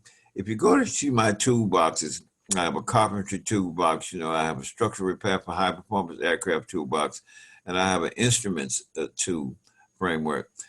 The little type of knife where you have the knife, it's a illegal blade of 2.5 inches. And you have a can opener and an ice pick in it. These are I had these in all my toolbox, so I happen to have one in my pocket. And when I got up, yellow t-shirt come tackling me again, and I flipped this knife open. When he come, I cut him in his hand. Get off of me, MF. This was all what started the Black Panther Party, I'm telling you. Anyway, we got arrested. We went to jail. Do not pass go, go to jail. That's what happened. And then, of course, I called my wife up and told her to get out here and bail me out because she had money down there because, I worked for the city government at this time, And my wife, I was freshly married to her. And I'm always gone, moving on my job, working, boom, boom, boom. And then I think it was $2,500 in the drawer because I cashed my check and say, here, put that in the bank and start managing. I'm telling her what she's got to manage at the home. And she comes and she gives me bail out, what have you, etc. And that's the beginning. That caused us to go to court. When we went to court, I told the judge that in the preliminary hearing that they lied. They said I was using obscene language. They didn't say I was blocking the sidewalk. Two, I says, I work for the city government of Oakland, Your Honor. And Huey Newton here, I hired him as an assistant. He's this young man that's in law school, I says, and the fight occurred because, these undercovers who did not show badges jumped on us. I says, and I have youth, says, who have youth jobs 100 youth jobs I have to manage, etc. I said, so the whole thing in the preliminary hearing was just incorrect. I says, and boom. So anyway, the judge gave us probation, so I wouldn't have to go to jail.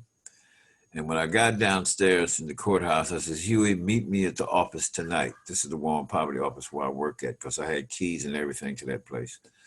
And I says, meet me there. We're going to finish writing this 10-point program. And I'd already written out employment, the thing about employment, decent housing, et cetera, boom, boom, boom. And then Huey's so-called power to the people, power is the ability to define phenomena, then in turn make it act in a desired manner. He had that intellectual, but he didn't know the scope and meaning of that thing he had, So I says, no, Huey. Number one, we said we want power to determine our destiny in our own Black community. Oh, yeah, you're right. I says, okay. Then we said full employment. Then we said decent housing for shelter of human beings. Then we said we want all Black men and women to be exempt from military service. And we want education, etc. And then we got to number 7. I says, now we're going to patrol the police. I said, so how do you want to do this, Huey? Boom. He said, well, we want to meet it in the police brutality murder. So I wrote that down.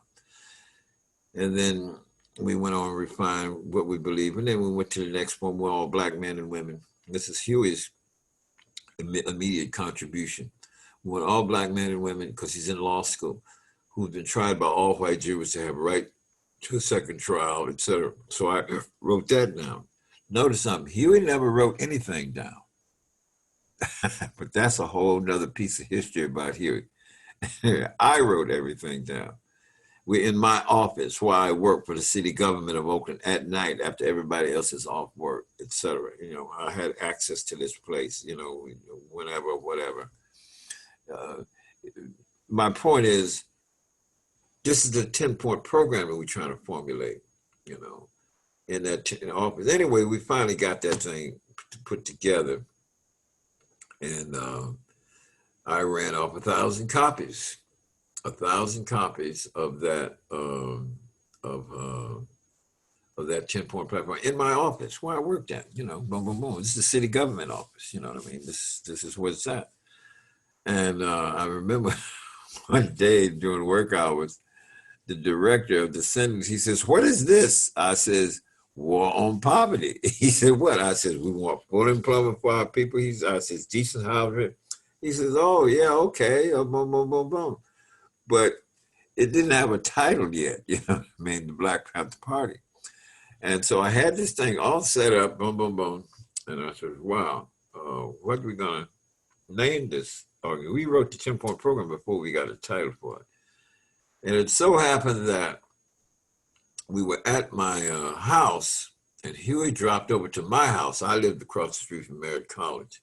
Huey lived 10, 11 blocks away somewhere. And the 10-point program is like,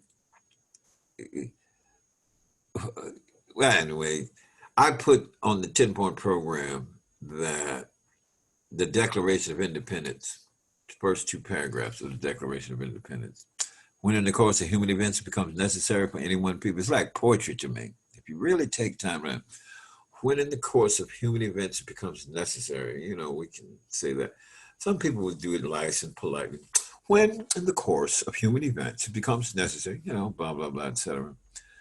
But if you bring it on down, you know, like when I recited that poem, Uncle Sammy called me full of Lucifer, I call myself bringing light to it the way I predict it. Uncle Sammy called me full of Lucifer. I don't give a good eagle-eyed, McFleagle, triple whammy damn. This guy had wrote this poem, but nobody I knew of had ever projected. So the Declaration of Independence to me, when in the course of human events it becomes necessary for any one people to dissolve the political bondage which have connection with another and to assume among the powers of the earth to separate and equal station with the laws of nature, nature's God entitle them a decent respect to the opinions of humankind, dictates that they should declare the cause which impel them. And the latter part says, when a long train of abuses and usurpations pursues and invariably evinces a design to reduce a people under absolute despotism, then it is the right of the people to alter or change that government and provide new guards for their future security and happiness. That stuck with me. I read that over and over. When a long train of abuses and usurpations pursues and invariably evinces a design. And you say, what you put that there for? I said, do you realize what this is saying? When a long train abuses pursue, when they design to reduce a people in absolute despotism, then it's the right of the people to alter or change that government and provide new guards for their future security and happiness. Okay, what kind of new guards? I say politicians. I said, we ain't got no politicians. This is what we need. We need a lot of black politicians, who are going to stand up for our constitutional rights. I said, that's what I'm talking about. I said, it's 55 people, Huey, duly elected to political office. I said, Huey, there are 500,000 political seats in the United States of America that one can be elected to. And I can only find in my demographic search 55 black people duly elected to any political office in the United States of America. So, okay. I say, that's what I'm talking about, Huey. So even later when we talk and stuff, I says, no, Huey, I don't want to hear that. You recited that statement out there to that cop. When that cop said that, I says, you did a good job with that. I says, you did the research like I told you, insisted that you do it, etc. I says, then you said what? I says, when the cop says we had no right to bear, I says, you came off, I says, the first time you ever really put something over and was consistent with it. What do you mean? I said, the way you said it. You said, no, California State Supreme Court ruling states that every citizen has a right to stand and observe a police officer carrying out their duty as long as they stand a reasonable distance away. A reasonable distance in that particular rule was constituted as 8 to 10 feet. I'm standing approximately 20 feet from you and we'll observe you whether you like it or not. And the brothers and the sisters standing on the blocks, I mean, it must be about 40 people, you know what I mean? Because this is a business district, nighttime, et cetera, boom, boom, boom, boom, boom. And somebody say, man, what kind of Negroes is these? Sitting up here telling the cop the law with their goddamn guns in their damn hands. So that, I tell you, it was something that we did. It was nighttime, it was in the red light district of 7th Street in Oakland, California, the heart area of the grassroots community, et cetera. what was 9:30, 10 o'clock. One sister was with her name was Geraldine. She was only in my organization about 1 month because her family moved and went back south. But she had gotten the organization because she come by and gave us the finger and then ran, come by our front office. I got us a nice clean office, when we got going. Then she come by another day and gave it whatever. And so Saturday, because we'd have PE sessions all on Saturday, she was coming. Here she comes. Okay, I says, wait a minute. So when she come, I said, sister, what are you doing that for? You coming here giving us the finger? I don't like you. I said, why? I says, we're an organization. Yeah, but you don't allow no sisters, no women in it. I said, you can join it. I said, you want to come in. I had remember grab up my applications to join the Black Panther Party. I said, you want to join? I said, yes, you can join. I said, come on in. Little Bobby Hood said, sister fine as you is, you know you can join our organization. I said, cool it, little Bobby Hood. I says, look, you can, I says, yes, you can. Anyway, she was out there that night, a couple of weeks later, when this cop, had said whatever, and he had rapped off to him, we'll observe you whether you like it or not. And the cop says, is that gun loaded? He would say, if I know it's loaded, it's good enough. Well, I have a right, what you have no right whatsoever, boom, boom, boom. And he was, clack, clack. Like I said, and he recited something from the United States Supreme Court. We do not have to. He said, "My gun is loaded, and if you whether you like it or not." Well, when he did that, the other brothers who had rifles, others had the other half. It was 14 of us had handguns. I carried a handgun, Army 45. I didn't carry no shotguns or nothing like that. But my personal shotguns were all at the house. I would not let them even be part of the thing. All our hunting rifles, me and my father, we must have had about 8 or 9 rifles, guns, etc., what have you. Boom, boom, boom. But my point is, the cops is now shocked. So when he looks around, I got 14 people, well disciplined, knowing how to hold the weapons. You cannot point these weapons. See, we've researched the law so well, you cannot point, in California law, you cannot point a loaded weapon at a person, even inadvertently with no intent of shooting the person, like, just waving a gun around, you got a live round in the chamber. Under California law, you could get 1 to 10 years in prison just for waving a loaded gun in front of a person. Boom. That's how detailed we were in having all the laws down, etc. So these other young people who are running around in the latter day who don't understand, the Black Panther Party was not founded on whimsical, macho, we bad, we tough. It was founded on law, principles, and point. This is what I did, because I wouldn't have it any other way. I'm not going to have you going, oh, we bad. I don't even relate to that. You know what I mean? That's crap. You know what I mean? Trying to shut up and boast or what have you, etc. But that's how this organization got started. That night, and anyway, that cop said what he said, and we all jacked rounds off in the chamber. His arrestee, he put him in the car because he was really standing at the back of the car while the police had been over here by his passenger door. And he put in and he drove off. And I turned around and I told the other brothers who's carrying handguns, they had stacks of the 10-point platform and program in their hands. And I says, go, pass them out. 40, 50 people are here, and pass it out. I said, brothers and sisters, my name is Bobby Seale. I'm the chairman of the Black Panther Party. This is my friend Huey P. Newton. He's our Minister of Defense in the Black Panther Party. I says, we're here to talk to people, to try to get your imagination and to understand, so that we can begin to register people to vote. We want to take over as many political seats we can, because we don't have fair shares equity coming out of the millions of dollars that the city council and the county seat and other people's manage, what have you, etc. I says, now the Black Panther Party will have political education sessions tomorrow. Tonight is Friday. Tomorrow is Saturday. If you want to come around at 5624 Grove Street, this is in North Oakland. We're down here in West Oakland, but this is where we're going to be at 2 p.m. and you can get more information about the Black Panther Party, blah, blah, blah, blah, blah.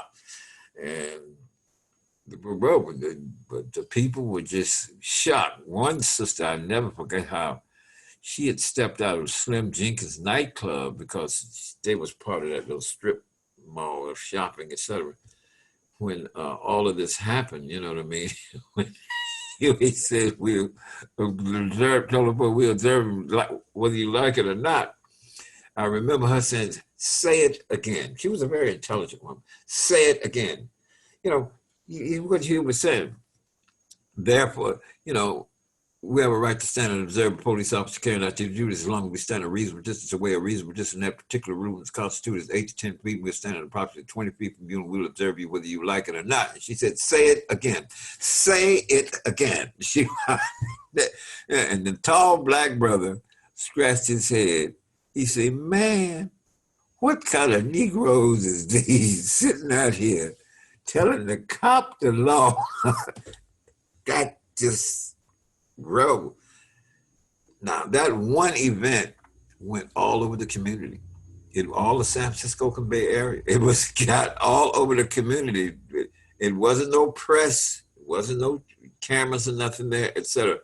But that got out all over the community. How many times did we do that? Patrolling the police and having confrontation? Only about 8 times in 6 months. Well, I had a full-time job. We didn't have time to be going out patrolling the police in the daytime, nothing like this. What we was trying to do is capture the imagination so we get people to come in and we can organize them and make voter registrars of them, et cetera. And of course, we still had to put out our new Black Panther Party newspaper that I laid out and all this kind of stuff. So that was the beginning period. And that period wound up me taking an armed delegation May 2nd, 1967. We started the Black Panther Party October 22nd, 1966. That's when we finished the Black Panther Party's 10-point platform and program. And in effect, you know, we started the Black Panther Party. So 6 months later, I'm leading an armed delegation to the California State Legislature. About what? About the fact that we are patrolling and observe police with our law books, our tape recorders, and our shotguns and our pistols. As long as the weapon is not concealed, it's not illegal. See, we knew every law, everywhere. Even when we got arrested at the Capitol, we got arrested really after we left the Capitol, May 2nd, 1967, in the service station area, way away from the Capitol. But once we got back in the court with everybody, you know, the next 2 days, you know, they had to let everybody else go. And they only charged me and 5 other party members who happened to walk into the California State Assembly that day. And these guys got ahead of me. And then I came up and found them in there. And I went in there and said, "Hey, you guys, come out. We in the wrong place. We're looking for the spectator section." The same place that the National Rifle Association had been up there some 9 months earlier, you know, and they would go up there with their shot rifles and nobody said nothing to them. These white men, et cetera, boom, boom, boom, you know. And they sit in the spectator section with their rifles and stuff. Well, I was looking for the same thing, okay, because I'd heard about this. It's like, I'm looking for the same thing. Now, that event, hoodlums invade Capitol, boom, boom, boom, and that went all over the world. It did not stay just in the United States of America. We're on the front pages of newspapers all around the world. Black Panthers invade Capitol. All we was up there to do was read Executive Mandate number 1 of the Black Panther Party, protesting the piece of legislation that they were trying to put through, the Mulford Act. It was a state assembly trying to put to try to stop us from observing police. That's how legal we was. I mean, all that 6 months, we were legal. And they was trying to figure this out. Well, wait a minute, how do we do that? In other words, if they jump and say you can't carry a gun at all, then they're messing with the National Rifle Association. They ain't gonna go for that, right? You see what I mean? Boom, boom, boom. So they in effect arrested us, et cetera, and then only charged 5 people. Then we got the guns back. The guns they confiscated that day, because I told everybody, look, they're going to be ready to take arrests. The policy of the party, it was just a formal arrest. We take the arrest. We're not scared of the courtroom. Anyway, 2 days later, we're in the courtroom. All these people, party members, are not charged with anything. I'm charged with disturbing the peace. And the other 5 people who followed Mark Comfort in, and ahead of me before I got to that area, because it was hordes of press coming down the hall. When I say hordes, 50, 60 press people. You're bumping into each other. You got 5 or 6 or 7 cameras. You got radio microphones and other people doing print media, what have you, etc. That's what was going on. And that whole thing evolved. And I was looking for the spectator section, but they got ahead of me and walked right down the aisle in the California State Legislature. So when I get there with these hordes of people with me in press, at the door, the president pro temp of the assembly is banging a gavel. Pow, pow. The press are not allowed on the floor of the assembly while the assembly's in session. The cameras are not allowed. Pow, pow. That's what he's at. He's not talking about the guns. He's talking about the cameras he see out there. In other words, boom. Other black folks, white folks have been up there with guns. You see what I mean? This is really the way it went down. But the press, Ronald Reagan, the governor, started calling us hoodlums and thugs, etc. And man, when I read this 2-3 days later, I said, this fool called me a hoodlum and a thug. I was getting my first lesson in being stereotyped. I'm telling me, I said, this SOB, I worked the Gemini missile program, you damn fool. Electromagnetic field, black light, non-destruct test for all engine frames for the Gemini missile program. High tech, baby. Don't talk that crap to me. I ain't no goddamn hoodlum. This is what I'm saying to other people around me. But that's just me getting my first lesson. I'm just saying this is how that organization got kicked off, got all this notoriety. And guess how many members I actually had in the party at the time? I only had 29 members. That's all. People thought we thought we had a mass organization because this went out on the press around the world, the front pages of the London Times and Japan. We found out this stuff went around the world. So there we are, a 6-month-old little organization. I'm still working and employed by the city government of Oakland at the time, all of this. We got our guns back. I remember that because they cut everybody loose, in the court 2 days later, etc. And I says, okay, let's go over here and get our guns back from the police. So we walked all over to the other end of the building and downstairs where the police department said, we want our guns back. We're not giving you any damn guns back, bro. I said, oh, So we ran back and got back to the courtroom. So Beverly Axelrod was still there. That's Eldridge Cleaver's lawyer. And we told her, says, look, there's no charges against all these people here. And the charge on the Panthers here is that disturbing the peace of the assembly. There's no gun charges. And so tell the judge, tell the police, tell the DA to give us our guns back. And she did that.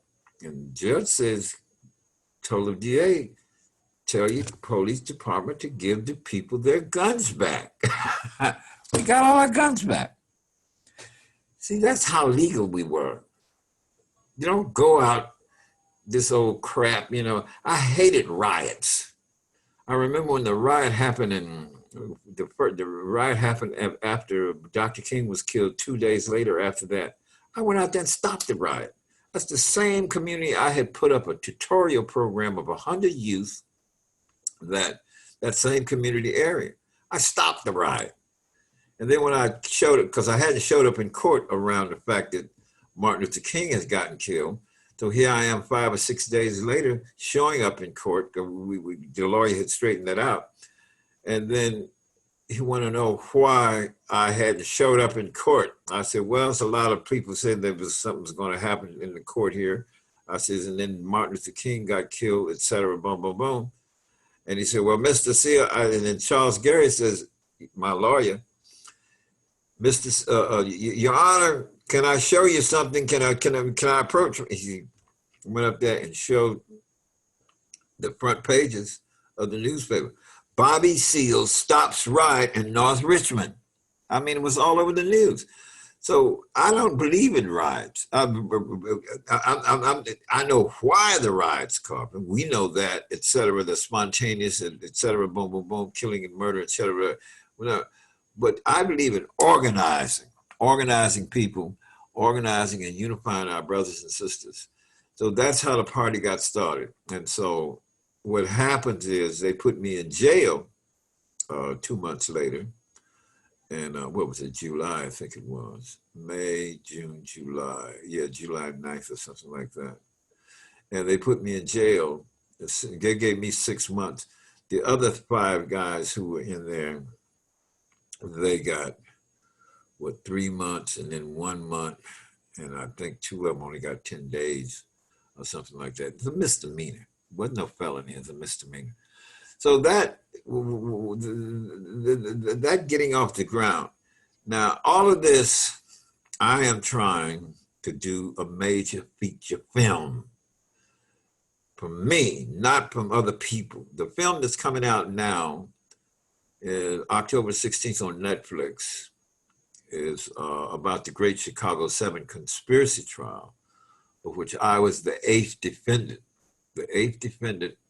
of the 7 defendants. 7 defendants, there were 8 defendants originally. But more importantly, that film is even lacking in getting young people to understand what the story is, because it doesn't cover my real protests inside the courtroom for 7 weeks. And I'm in jail every night while the trial goes on. The other 7 defendants are not in jail at all. I'm in jail because the FBI has gotten some trumped up crap against me in New Haven, Connecticut. I've been arrested without bail, and that New Haven crap was called the conspiracy to commit murder in New Haven, which was a whole different story, but I won and beat that case. I did. We did that, you know what I mean? Because the way they trumped it up, you know what I mean? And their witnesses and stuff, etc., they fell apart. I mean, boom, the jury found me not guilty in 1 hour. In 1 hour, Bobby Seale is not guilty. That's all it is to it, you know. Anyway, that's that other piece of history. Now, I could go on and on and on about all the other things I organized, all the programs. And when I started organizing programs, it was really when I made a coalition with Dr. Martin Luther King. And that Reverend Ralph Abernathy called me. And this was what? Late February 1968. Dr. Reverend Ralph Abernathy from SCLC, Southern Christian Leadership Conference, called me, and they wanted me, because we just had a rally, the Free Huey rally at the Oakland Auditorium. You know, we had a packed auditorium with 6,000 people. At any rate,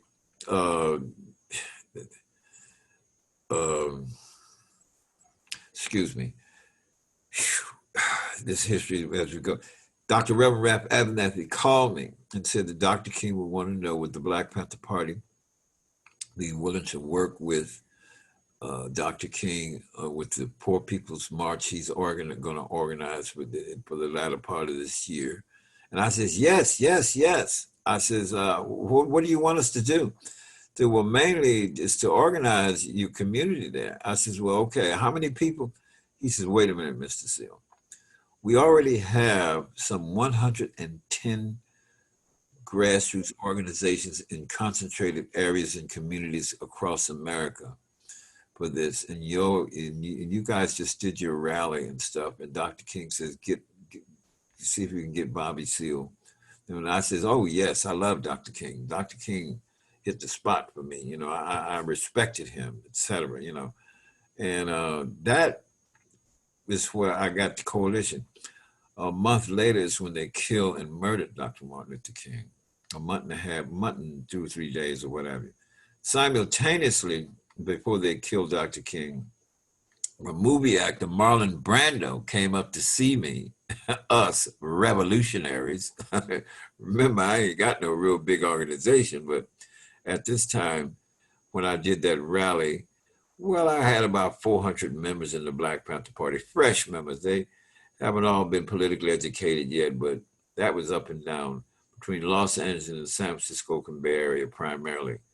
You know, that's what we had, and that's only 2 or 3 weeks before 4 weeks before Dr. King is killed. With Dr. King getting killed, a whole process began to happen. Riots broke out even in North Richmond, I told you about. And I stopped those riots, but they went out all across the United States of America. And what happened was some brothers and sisters were in that April, May, and June period. I think about 10 people was saying we were verbally, I was giving them verbal things that you can start your organization, but you're going to have to come to a retreat. So I had them come to a retreat in Oakland, San Francisco, Oakland Bay Area, in Oakland. That was the first retreat I had. And to teach them and understand, you know, we got a periodical, this, et cetera. And then I did a whole session for them to understand the politics, the structural politics in your communities, your cities. You're concerned with city council, et cetera, brothers and sisters, and organizations and who are running, et cetera, and not just the Black Panther Party, for political office. We're talking about, the whole communities and those kind of retreats and stuff like this here.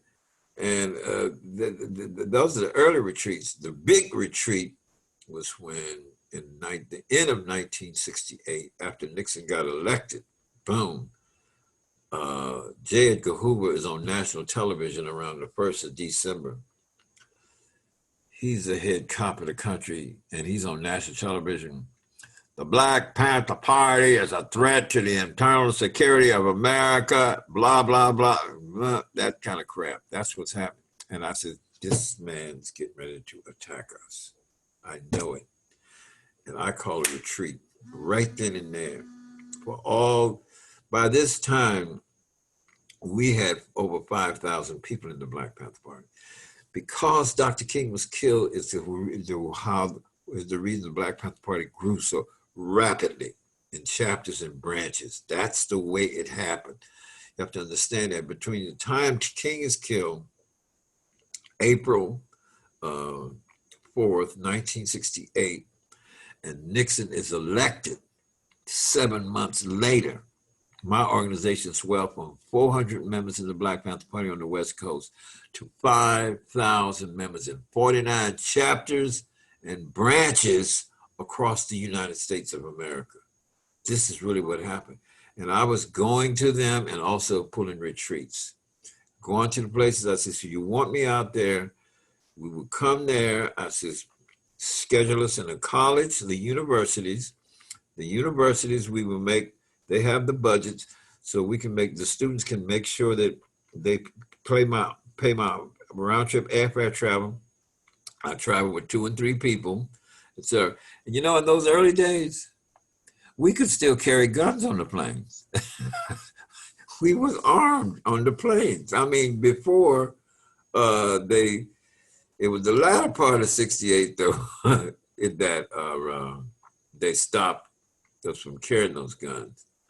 But I would carry, in other words, I'm not going to be sitting around all these thousands of letters we've gotten, of threatening letters from all the Ku Klux Klan, the white racist Aryans, the Nazis, and whoever else was racist, etc., was sending letters to our Black Panther Party. Well, I gave a directive over and over. When you receive a threatening letter from Ku Klux Klans or whatever, Xerox the envelope cover and back and front if necessary, and the information inside Xerox. I said, and send the original to our chief counsel of the Black Panther Party, which is the firm, the law firm of Charles R. Gary and others. I says, and this is what I had over. We actually accumulated over 3,500 of those letters. There's a clause in the penal code. They're talking about people being kidnapped, etc. And then there's another point. It says any person, people whose loved ones' lives may be in danger. In defending those people, the people would have a right just to carry a concealed weapon.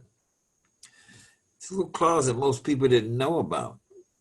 And when I come out of jail, I says, Charles Gary, I says, they threatened to kill my mother. I says, and it's over 150 threatening letters that came in because she spoke up for me when I was on trial in Chicago.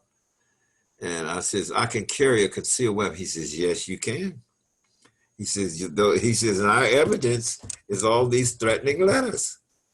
Got your mother, your family, and they're going to kill you. They're going to rape you, run you niggas back to Africa, they were saying, all this kind of crap. I mean, so this is the evidence.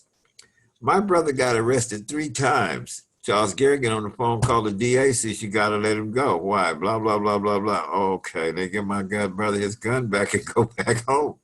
I mean, see, so people got to understand, I didn't like running a poop butt organization. You know what I mean? Just jumped up, talking smack. You know what I mean? I like people who organize things. I even respected the Nation of Islam for Black-owned business organizing. That made sense to me. You see what I mean?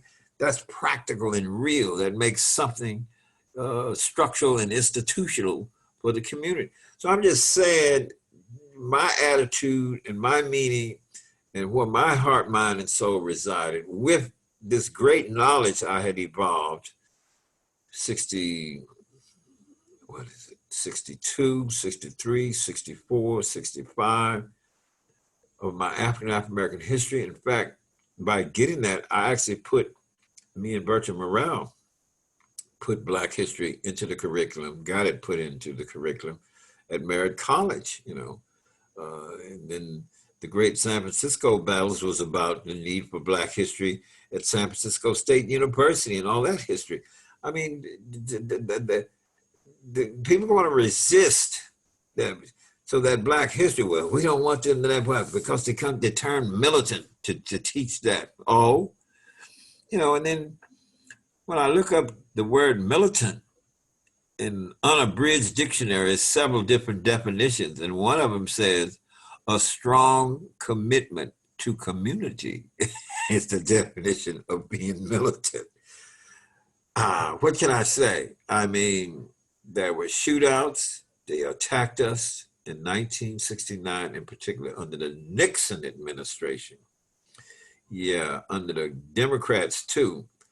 But the concerted planned situation to attack Black Panther Party offices across the country, more than 20 offices got attacked in a short period of time, which was all connected with George Sams, who was a streetwise guy who had a steel plate in his head. We really researched him and found out where he come from in Detroit, whatever, et cetera.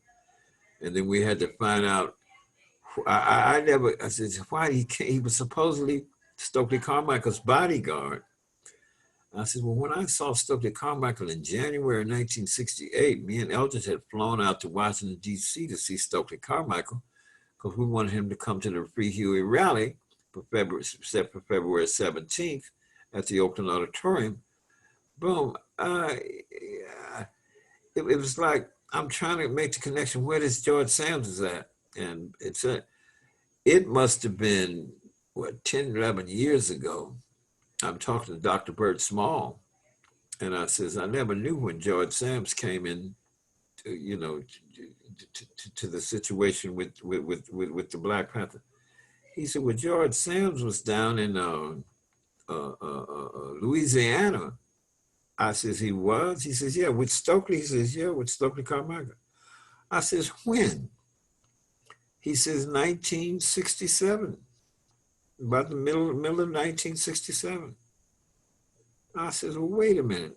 That was before we went and got, that's 7, 8 months before me and Eldridge went to get him to come to Oakland.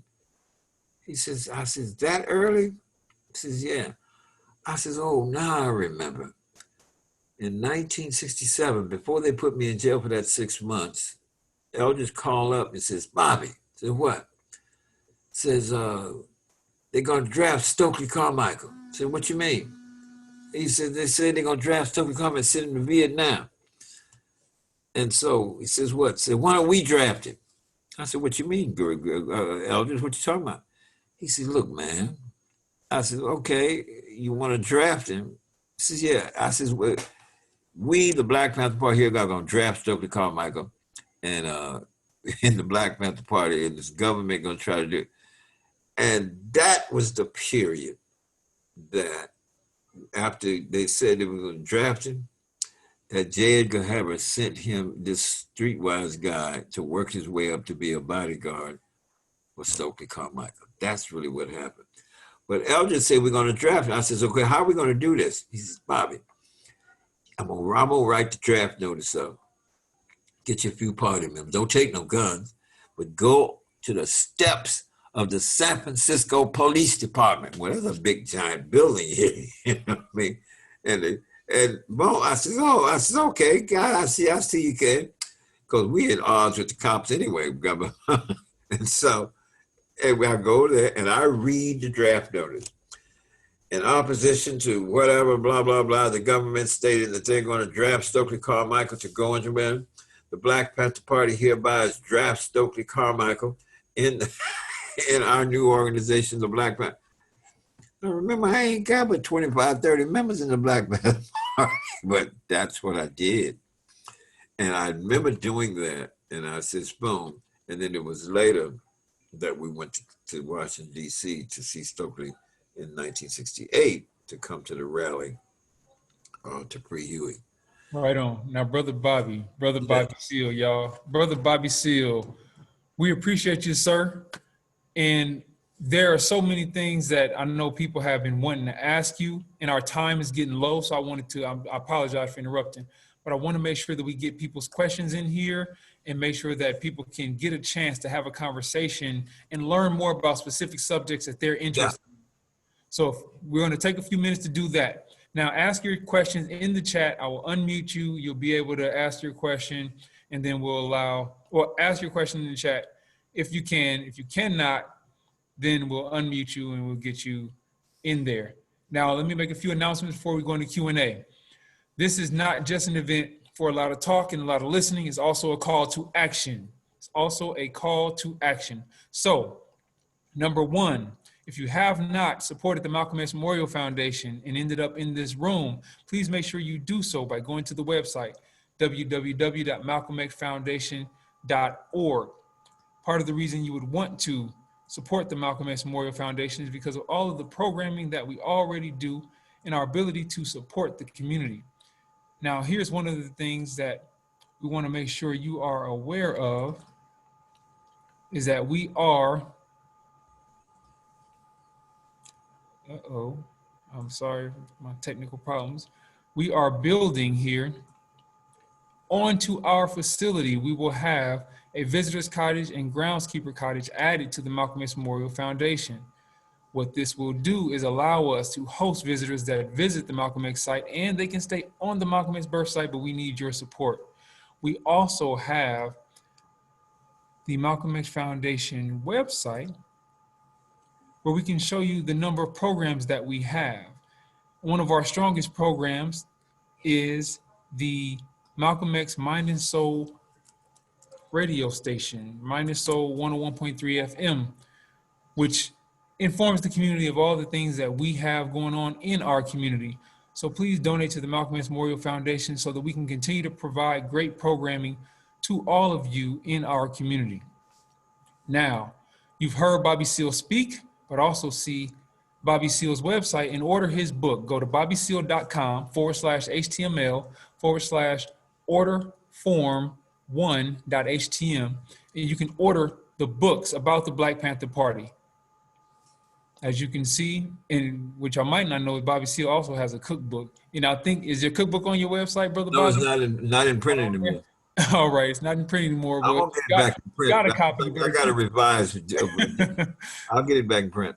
Yeah, for those who don't know, Bobby Seale is an excellent cook. He's an excellent cook and organizer. So he didn't get all them Panther members just by talking. He got them from feeding Oh, them. no, I used to feed them. I used to have, when we got that other place and I found we had this big industrial stove up there, I said, oh my God, man, I got a big 8-gallon pot. And one time I smothered 100 pork chops. Yes, sir. Party members go out and work all day selling party newspapers, boom, boom, boom, boom.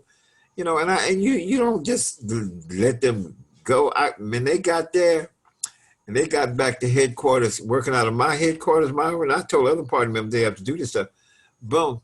Shoot, man, them party members, I met my wife, I remember. She come up there and she was with her friend. She wasn't a full-fledged member at the time. And I saw her. I'm standing near the kitchen and other party members is working behind me, et cetera, blah, blah, blah. And so somebody says, you're not a member. You're not supposed to be upstairs. And I said, that's all right. She can come upstairs. I'm the chairman. And actually, they're going to let her stay up there. And so I say, are you hungry? She says, yes. I say, well, come here. And I fixed her a plate with smothered pork chops, rice, gravy, my hickory honey seasoned collard greens, et cetera, blah, blah, blah, bang. And she got that, and I hope and think that was the beginning of getting close to her heart. But it took 2.5 years because they made me a political prisoner before we really met each other. Anyway. Right on. So last but not least, I want to make sure, thank you for sharing that story, Brother Bobby. But last but not least, make sure you support the Free Ed campaign. Oh, yes. This Oh, is yes. I support you. Go ahead. Yeah, this is what Brother Preston Love was talking about. Mhm. And Brother Bobby Seale has been raising money to free all the political prisoners. And here in Nebraska, you have your own Ed Poindexter, along with David Rice, who passed away in prison, but Ed's still here and Ed can be released. We're asking for compassionate release. Make sure you send letters to the address here listed on the site, the Nebraska's Pardon Board, to make sure that they issue a compassionate release for Ed Poindexter. That's the Nebraska Pardons Board. Send some of those letters to me so I can post them on my website here. We can do that. We can definitely do that. Thank you, Brother Bobby. So again, support the Malcolm X Memorial Foundation by hitting the donate on our website. You can also support the Mind and Soul program, as well as our future plans to develop our Visitors Cottage Center. That's what our next mission is for development at the Malcolm X Memorial Foundation. And continue to bring you guys good information like this. And don't forget to go to the bobbyseale.com website and purchase a book from Brother Bobby Seale. Now we're going to get into these questions for those who have asked questions in the chat. So, Brother Bobby, we are going to, let's see, start from the beginning. We have from Shamari, what are your views on Fred Hampton? Has he not been assassinated? Had he not been assassinated, what kind of change would have been made? So this is a question about Fred Hampton was a great organizer and a great orator. He's a good speaker too. You only had certain people in the party who could really speak and rouse and inspire the audience. Like myself, Eldridge Cleaver could do it. Kathleen Cleaver could do it. There's some others, sisters who could do it. But my point is that Fred, he was still a member of the NAACP. You have to know this fact, you know what I mean? But like Fred and Bobby Rush, who started the Illinois state chapter of the Black Panther Party, Bobby Rush had been a member of SNCC, you see. So yeah, you see, that's the connection to the protest movement relates to the development of that. But Fred, my God, I don't know. I might have him running for president. I mean, if he had lived, et cetera, and the FBI working with State's Attorney Hanahan and others in Illinois, had not went out and murdered him, literally murdered him. Fred was very important, as well as all the other brothers and sisters who died, who were important too. Right on, Brother Bobby. So one of the things that Preston Love reminded me to remind you all is make sure you vote. Make sure you vote. If you aren't voting, you need to vote and get your constituents to vote. Cousins, relatives, aunties, uncles, babies over 18, make them vote. And get them to vote now. I mean, however you do it, get it done now. I mean, it's very important, brothers. I mean, think about it. The very fact that they had denied the right to vote in all those states for all those years, even after, I mean, 12 states were denying Black people to, in the beginning of the Civil Rights Movement in the 60s, to vote in 12 states. Now, if you think about it, we don't want them controlling the the mayor's office, the police department, what you see what I mean? This is all it's about. Who's in charge of what? You know what I mean? So it's just imperative. The fact that we live in a place where we can exercise the vote. I mean, there are people in countries, and it's not about whether the vote. This is important for us to do that. Vote now. I call up, get an absentee ballot sent to you, find out the voter registrar location, what have you, et cetera, and get your absentee ballot, and then study the ballot and vote up and down the ballot against Trump, against Trump and the Republicans. That's what you have to do. That way, we need to get 40 states that's turned blue. That's what we do. And then if we got 40 states that turn blue, we could have another revolutionary constitutional convention. And you talking about putting health care in the Constitution itself. You see, I'm getting at writing it in the Constitution. Decent housing, rights of the people of decent housing written into the Constitution in law, etc. See, this is empowering people. You see what I mean? This is what's important. The more we can get progressive community control, crossing all those racial and ethnic lines, boom, boom, boom, boom. We Black folks especially, remember, we've been at the forefront of fighting for constitutional rights in the United States of America, be in slavery, after slavery, etc. Remember, one of the things I learned in my early days of studying, Dr. Herbert Abthacker documented 250 slave revolts from the year 1800 to 1859. You say, now, what he called a slave revolt involved 10 or more slaves. He said, but there was all other kinds of resistance on the part of Blacks during slavery. From that period, 1800 to 1859, that's almost 60 years. Think about that. You know what I mean? You don't have no right to vote. You know, boom, boom, boom. The Emancipation Proclamation comes along, bang, bang, bang, bang. And Abraham Lincoln says, dang, we're losing the war. Bang. Oh, my saying was it? 5 states was in heavy resistance. So for those 5 states, it was a military tactic on the part of Abraham Lincoln. He says, all Black slaves are hereby henceforth free. This is the Emancipation Proclamation. You know what the very next line says in there? If you read the Emancipation, it says all able-bodied Black men will be taken into the Northern Union Army, etc. That's right. Wow. Read W.E.B. Du Bois. He documents that. He is the historian of historians. We have a lot of them.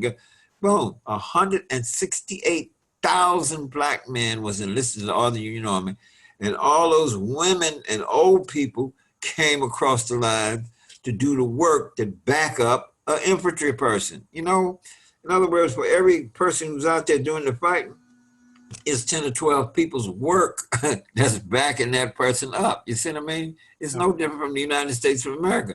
You know, you got people doing the wartime jobs. All these things help that infantry person, etc., to operate. So this is what happened in the United States of America, man. And 38,000 black men died, but they kicked the Confederates' butts. I mean, this is really what happened. I Now, mean, Brother Bobby, we got to get okay, to the rest of the questions. Want to I make sure don't we think. get through these pretty quickly. Chickadee, I see you with your hand raised.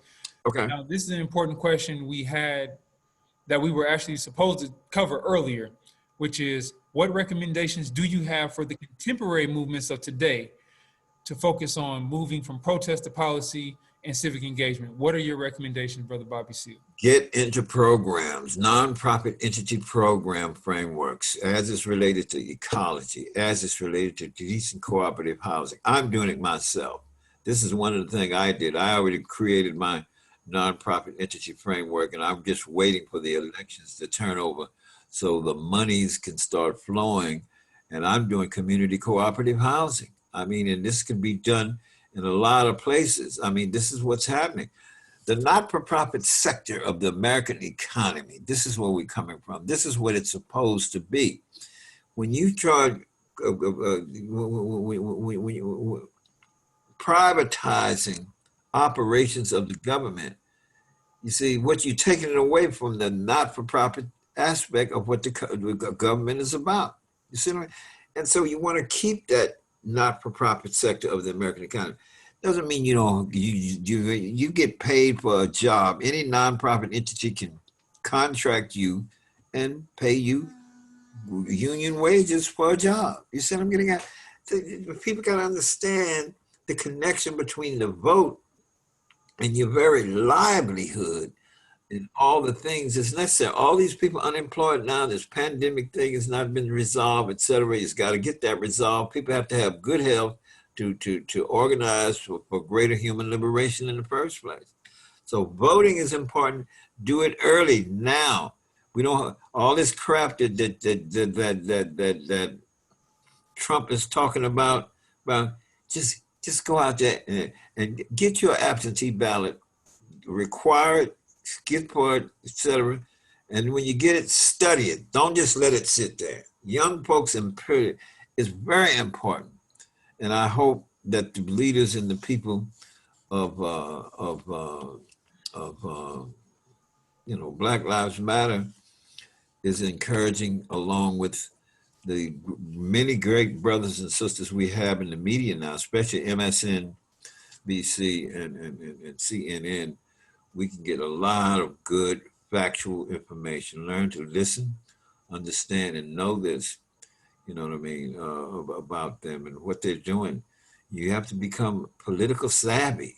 All you young folks, and you got to get political savvy in this sense. You know what I mean? How do we get the masses of the people? Black Lives Matter.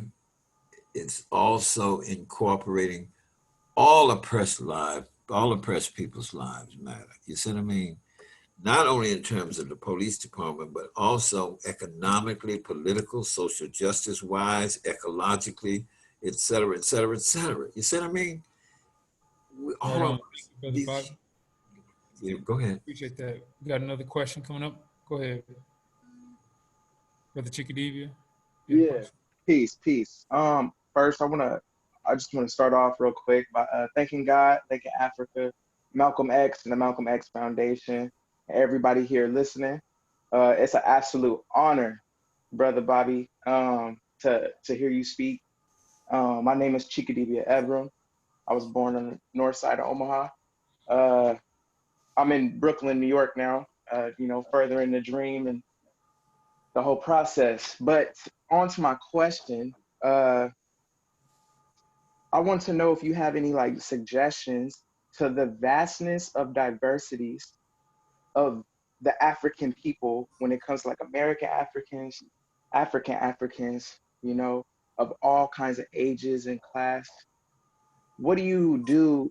What do you suggest to those to accumulate unity and alignment on a lot of these specific things that could just be solved with the political execution?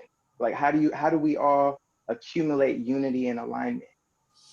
Unity and alignment is to get progressive programs in Africa and get a progressive people's government in America to support progressive programs for more community control, community ownership of economic frameworks that retail and produce services and goods.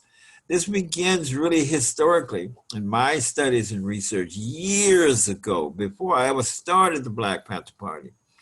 And I discovered and started looking at African history and the colonialization of Africa. We're talking in 1961, 62, 63. And I'm sitting one day and talking with some guy. I says, bauxite? They got bauxite in Africa. And so other brothers and sisters looking around and said, what the heck are you talking about, bauxite? I says, man, Africans should be filthy rich. What is bauxite? I said, it's the basic ore for aluminum products produced in the world. Well, what's that got to do with anything? I said, brothers, sisters, if there's a billion people buying aluminum pots, I said, look at the economics of that. So if producing the ore, I said, Kwame Nkrumah, who fought for his first Independence Day in Western Africa, I said, built a smelting plant for bauxite. I said, that's the most important. I said, yeah, the aesthetic is cool, etc. It helps consciousness and all that stuff. I said, but the bottom line to me is the mineral resources in the bowels of the earth, man. I mean, we got to be able to market them things. And I remember even when Leopoldville, Congo, in southern Katanga province of Leopoldville, Congo, there was a big argument in 63 going on about copper ore in the bowels of the earth in southern Katanga province in northern Rhodesia, in these areas, boom, boom, boom, boom. So the mineral resources, the copper, the cobalt, the gold, etc. This is what still exists in the bowels of the earth of Africa. It is getting that people's area control of that. And that's what Kwame Nkrumah was doing and evolving and getting that smelting plant going. And he's on the world market. And I used to work airplanes. Now, there are 1 billion airplanes been made, plus 90% of the structure in structural repair, that's where I was, of an airplane is aluminum. Various strengths, various degrees, various levels. I know all of them, ST 75, ST 245, ST, etc. Boom, boom, boom. See, I know all this tech stuff because I was in the Air Force. I aced all of my tech school classes and cross-training programs. I come up with a 7 skill level. Now, at that time was the top skill level you could have in structural repair for high performance aircraft, United States Air Force, United America.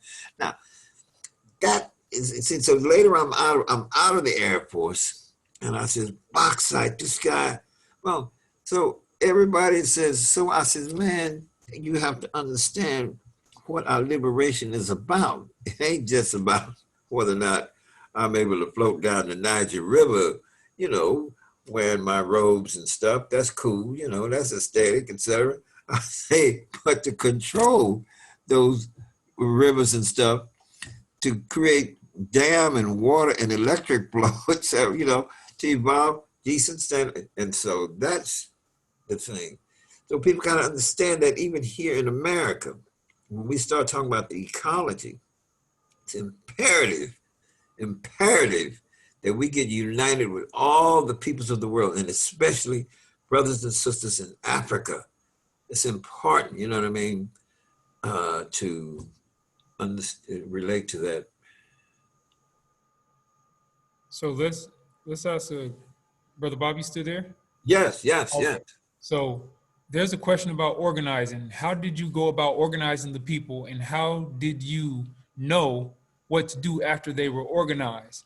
Now, somebody also asked in tandem with that, what do you think about some of the organizing efforts of today, like defunding the police and investing money back into the community. So if you could tie those two together. Defunding the police and investing money in the back to the community is really talking about overhauling the police department. You see what I'm getting at? Back in the day, now I put a referendum on the ballot in just before I started a referendum for the ballot in Berkeley, California, called Community Control of Police. Now, I was going to, in that referendum called for no more appointment of a police chief, et cetera, et cetera. We want to have duly elected police commissioners, elected by the people.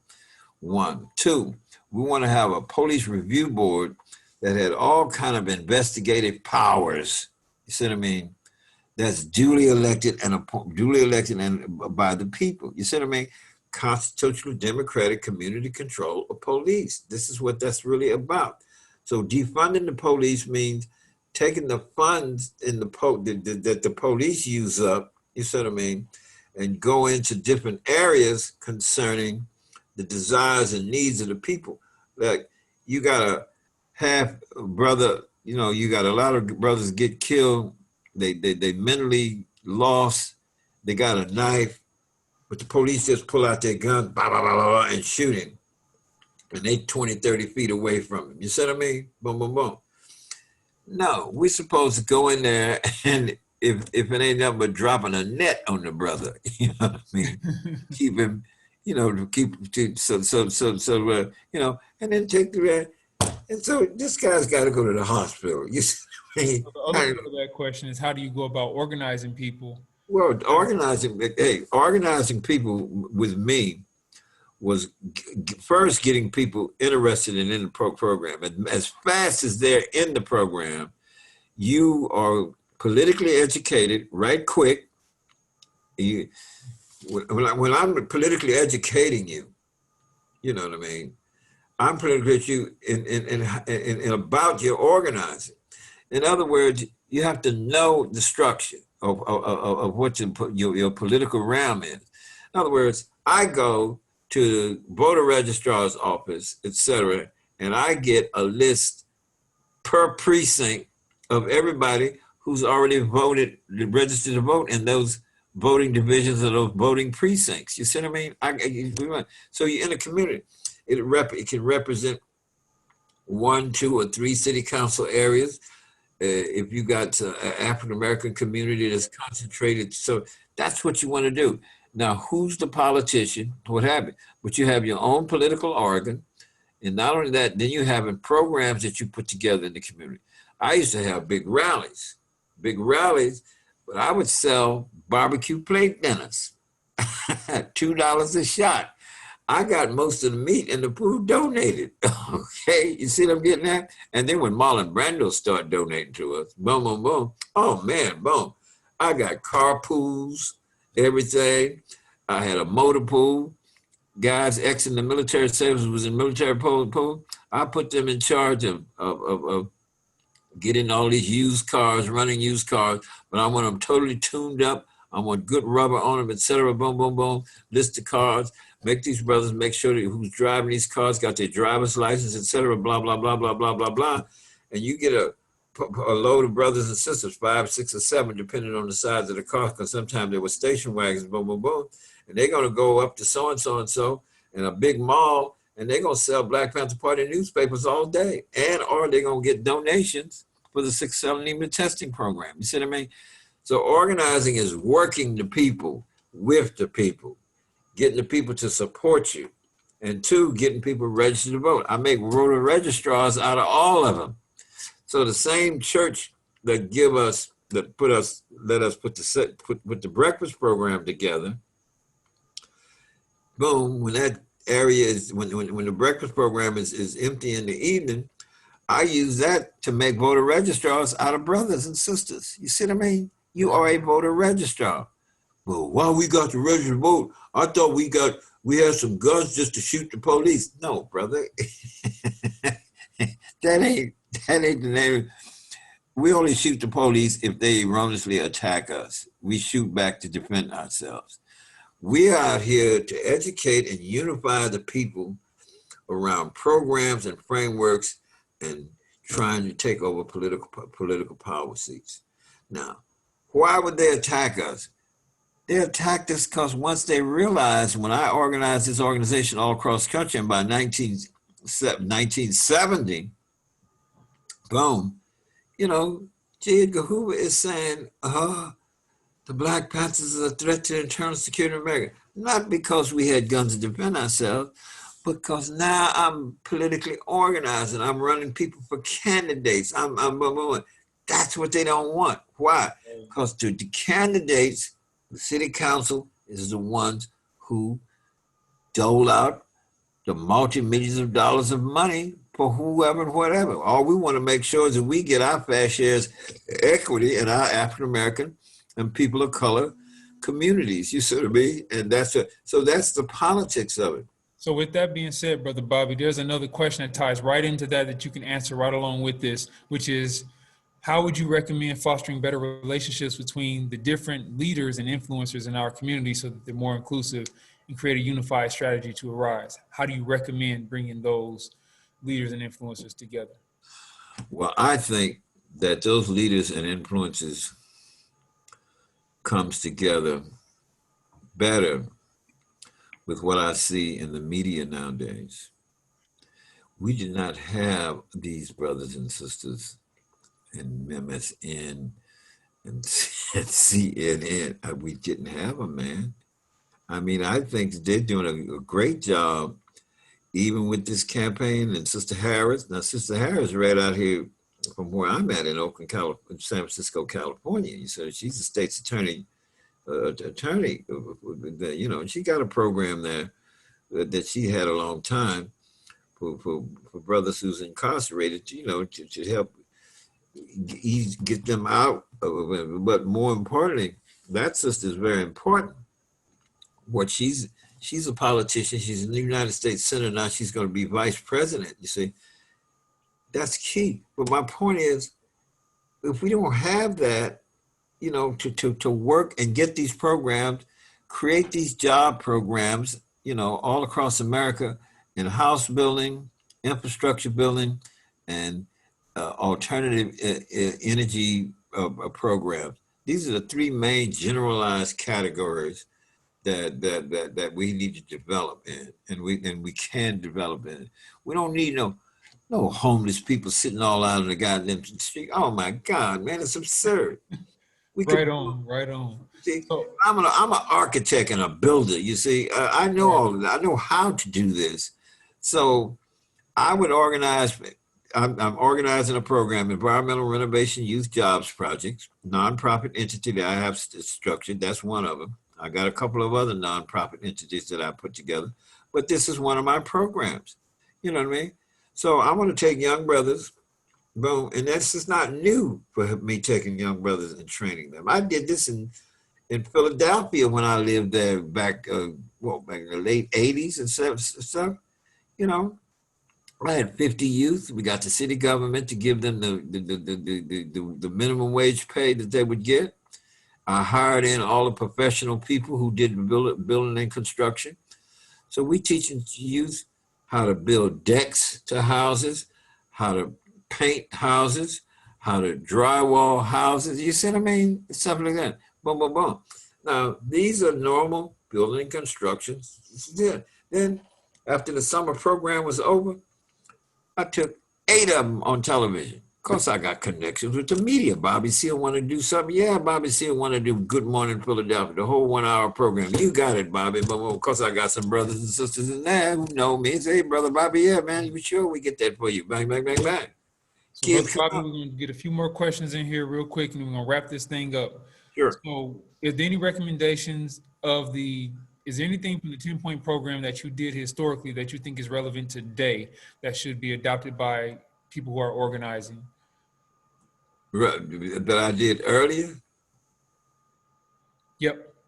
Well, what point number, whatever, one of the programs. Are you think is there anything from the 10-point program that the Black Panthers did that you think is relevant today that should be adopted by organizations today? That's one of the questions. We want decent housing fit for shelter of human beings. I say that's my program now. That's what I'm saying. and I'm trying to get nonprofit. And in my program, I'm going to try to start it here locally, but I'm pushing it for national. You know, do something on this level where even the beginning of grassroots brothers and sisters getting training in the building and construction trades in terms of infrastructure, what have you. This is important. And they evolve trade and skills, young folks. You see what I mean? At the same time, you need to connect this with the college frameworks. It's which the other thing I'm doing is that the community college things. So we got some youth in some programs. Now, what's your name, Sister? What's it? Maxine Waters down there. They got a great program down there, but it's not enough. But they got thousands in a program down there that's teaching all these building and construction trades down there. That's important. Those are the kind of programs that we got to support. This way, you help brothers and sisters root themselves into the economic growth and foundation of this goddamn country where you have decent housing, where you have your home, where you have a place to live instead of, you see what I mean? That's what's happening. You know what I mean? Now, here's another question. Thank you. Here's one more question, and then we'll be wrapping up, which is, what is your thoughts and ideas on Black people on the American continent forming their own independent government? Well, tell you what, you can go into some places nowadays where the majority of the Black folks may be in charge of some small cities and other places. I mean, and it's all Black folks running that small aspect of the government that affects them in their lives in their average community. I mean, that's what this is about. I mean, so you can say their own as though you're separating it from all other people's, but you have to respect that, okay, us Black folks need more and more community control of economic frameworks that retail and produce services and goods. That comes with who's on the city council, who's on the county board of supervisors for the county. You see what I mean? Etc. Who's the sheriff? Duly, all sheriffs are duly elected. Most sheriffs in it. That's a political law enforcement policy. You see what I mean? And all this. Well, I'm going back to Africa. Wait a minute. The earth is in 12 hours, I can be on an airplane somewhere in the world. So it's too interconnected and too interrelated. So it's not about I have to go to Africa to find this place that we can have our own. You got to have your own in your local community areas, etc. That was a place up in was it Oregon or whatever? I forget where it was. Black community up there that developed, and then some drug pushers from Los Angeles came up there in the community. And you know what them brothers did? The owners of those 200 or 300 houses up in that area, they got their guns, got their cameras, found these people. First, they took a lot of pictures, etc., etc. Boom, boom, boom, boom. Cornered these boys up in there. All the people who've done some 30 or 40 of them with their guns and told them, you're gonna take your drugs and you're gonna get the hell out of this town, etc. Well, now that's just a local minor area where African American people live predominantly in a community up there in northwestern part of the U.S. That was some time ago. You know, that's 30, 40 years ago that happened. But I'm just saying, these are these small scale levels and things. And we need control of these goddamn police departments. You see what I mean? We have to get more brothers and sisters who are progressive, like that sister down in Georgia, Atlanta, Georgia. See what I mean? We need I saw so many of these guys who was in these positions who were progressive. Now you got some ones that playing the right wing game. They Black and they're playing the support Trump game. I ain't got time for that. You see what I mean? What we need is people. I'm telling you, Bobby Rush was the co-founder, organizer of the Illinois State chapter of the Black Panther Party. He evolved to be in the United States Congress. You see what I mean? Barbara Lee was in Oakland, California, Oakland, Berkeley, California. She evolved from the. I remember her way before when Shirley Chisholm was trying to run. This is early 1968 in the primaries. Boom, boom, boom, boom. I jumped at supporting her. You know what I mean? I said, oh, no, yeah, we're going to support this sister. Boom, boom, boom. So Barbara Lee, when I met her, she came down from Mills College. She was enrolled in Mills College at the time. And she had 7 or 8 sisters with her. And this was a girls' college, etc. Boom, boom, boom. And I says, hey, you know, we both work together, your organization and my organization. And we got out there canvassing the community, registering people to vote, what have you, et cetera, because we was supporting Sister Shirley Chisholm. You see what I'm getting at? So that's what you call campaign support. Brothers and sisters need to get into the middle of these campaigns, understand the issues, the arguments, what have you, et cetera. So you keep your eye on the prize of a positive, relevant, progressive program evolving out of your work, et cetera. You know what I mean? That's what's happening. So all of this other little stuff running around talking about we the new Black Panthers and we gonna, man, I don't even want to hear that, brothers. You know, I hear these brothers and I says, man, y'all don't know, you don't know what you're talking about. You know what I mean? Just just join another one of these practical, progressive organizations, you know, and learn something. You know, we the new Black. Yeah, okay, whatever. Right on. Well, that's a perfect way to end it. That there is no way to actually duplicate what the Black Panther Party has done in their time. It is our time to do new things. Right, To be exactly. more progressive, as Brother Bobby has stated.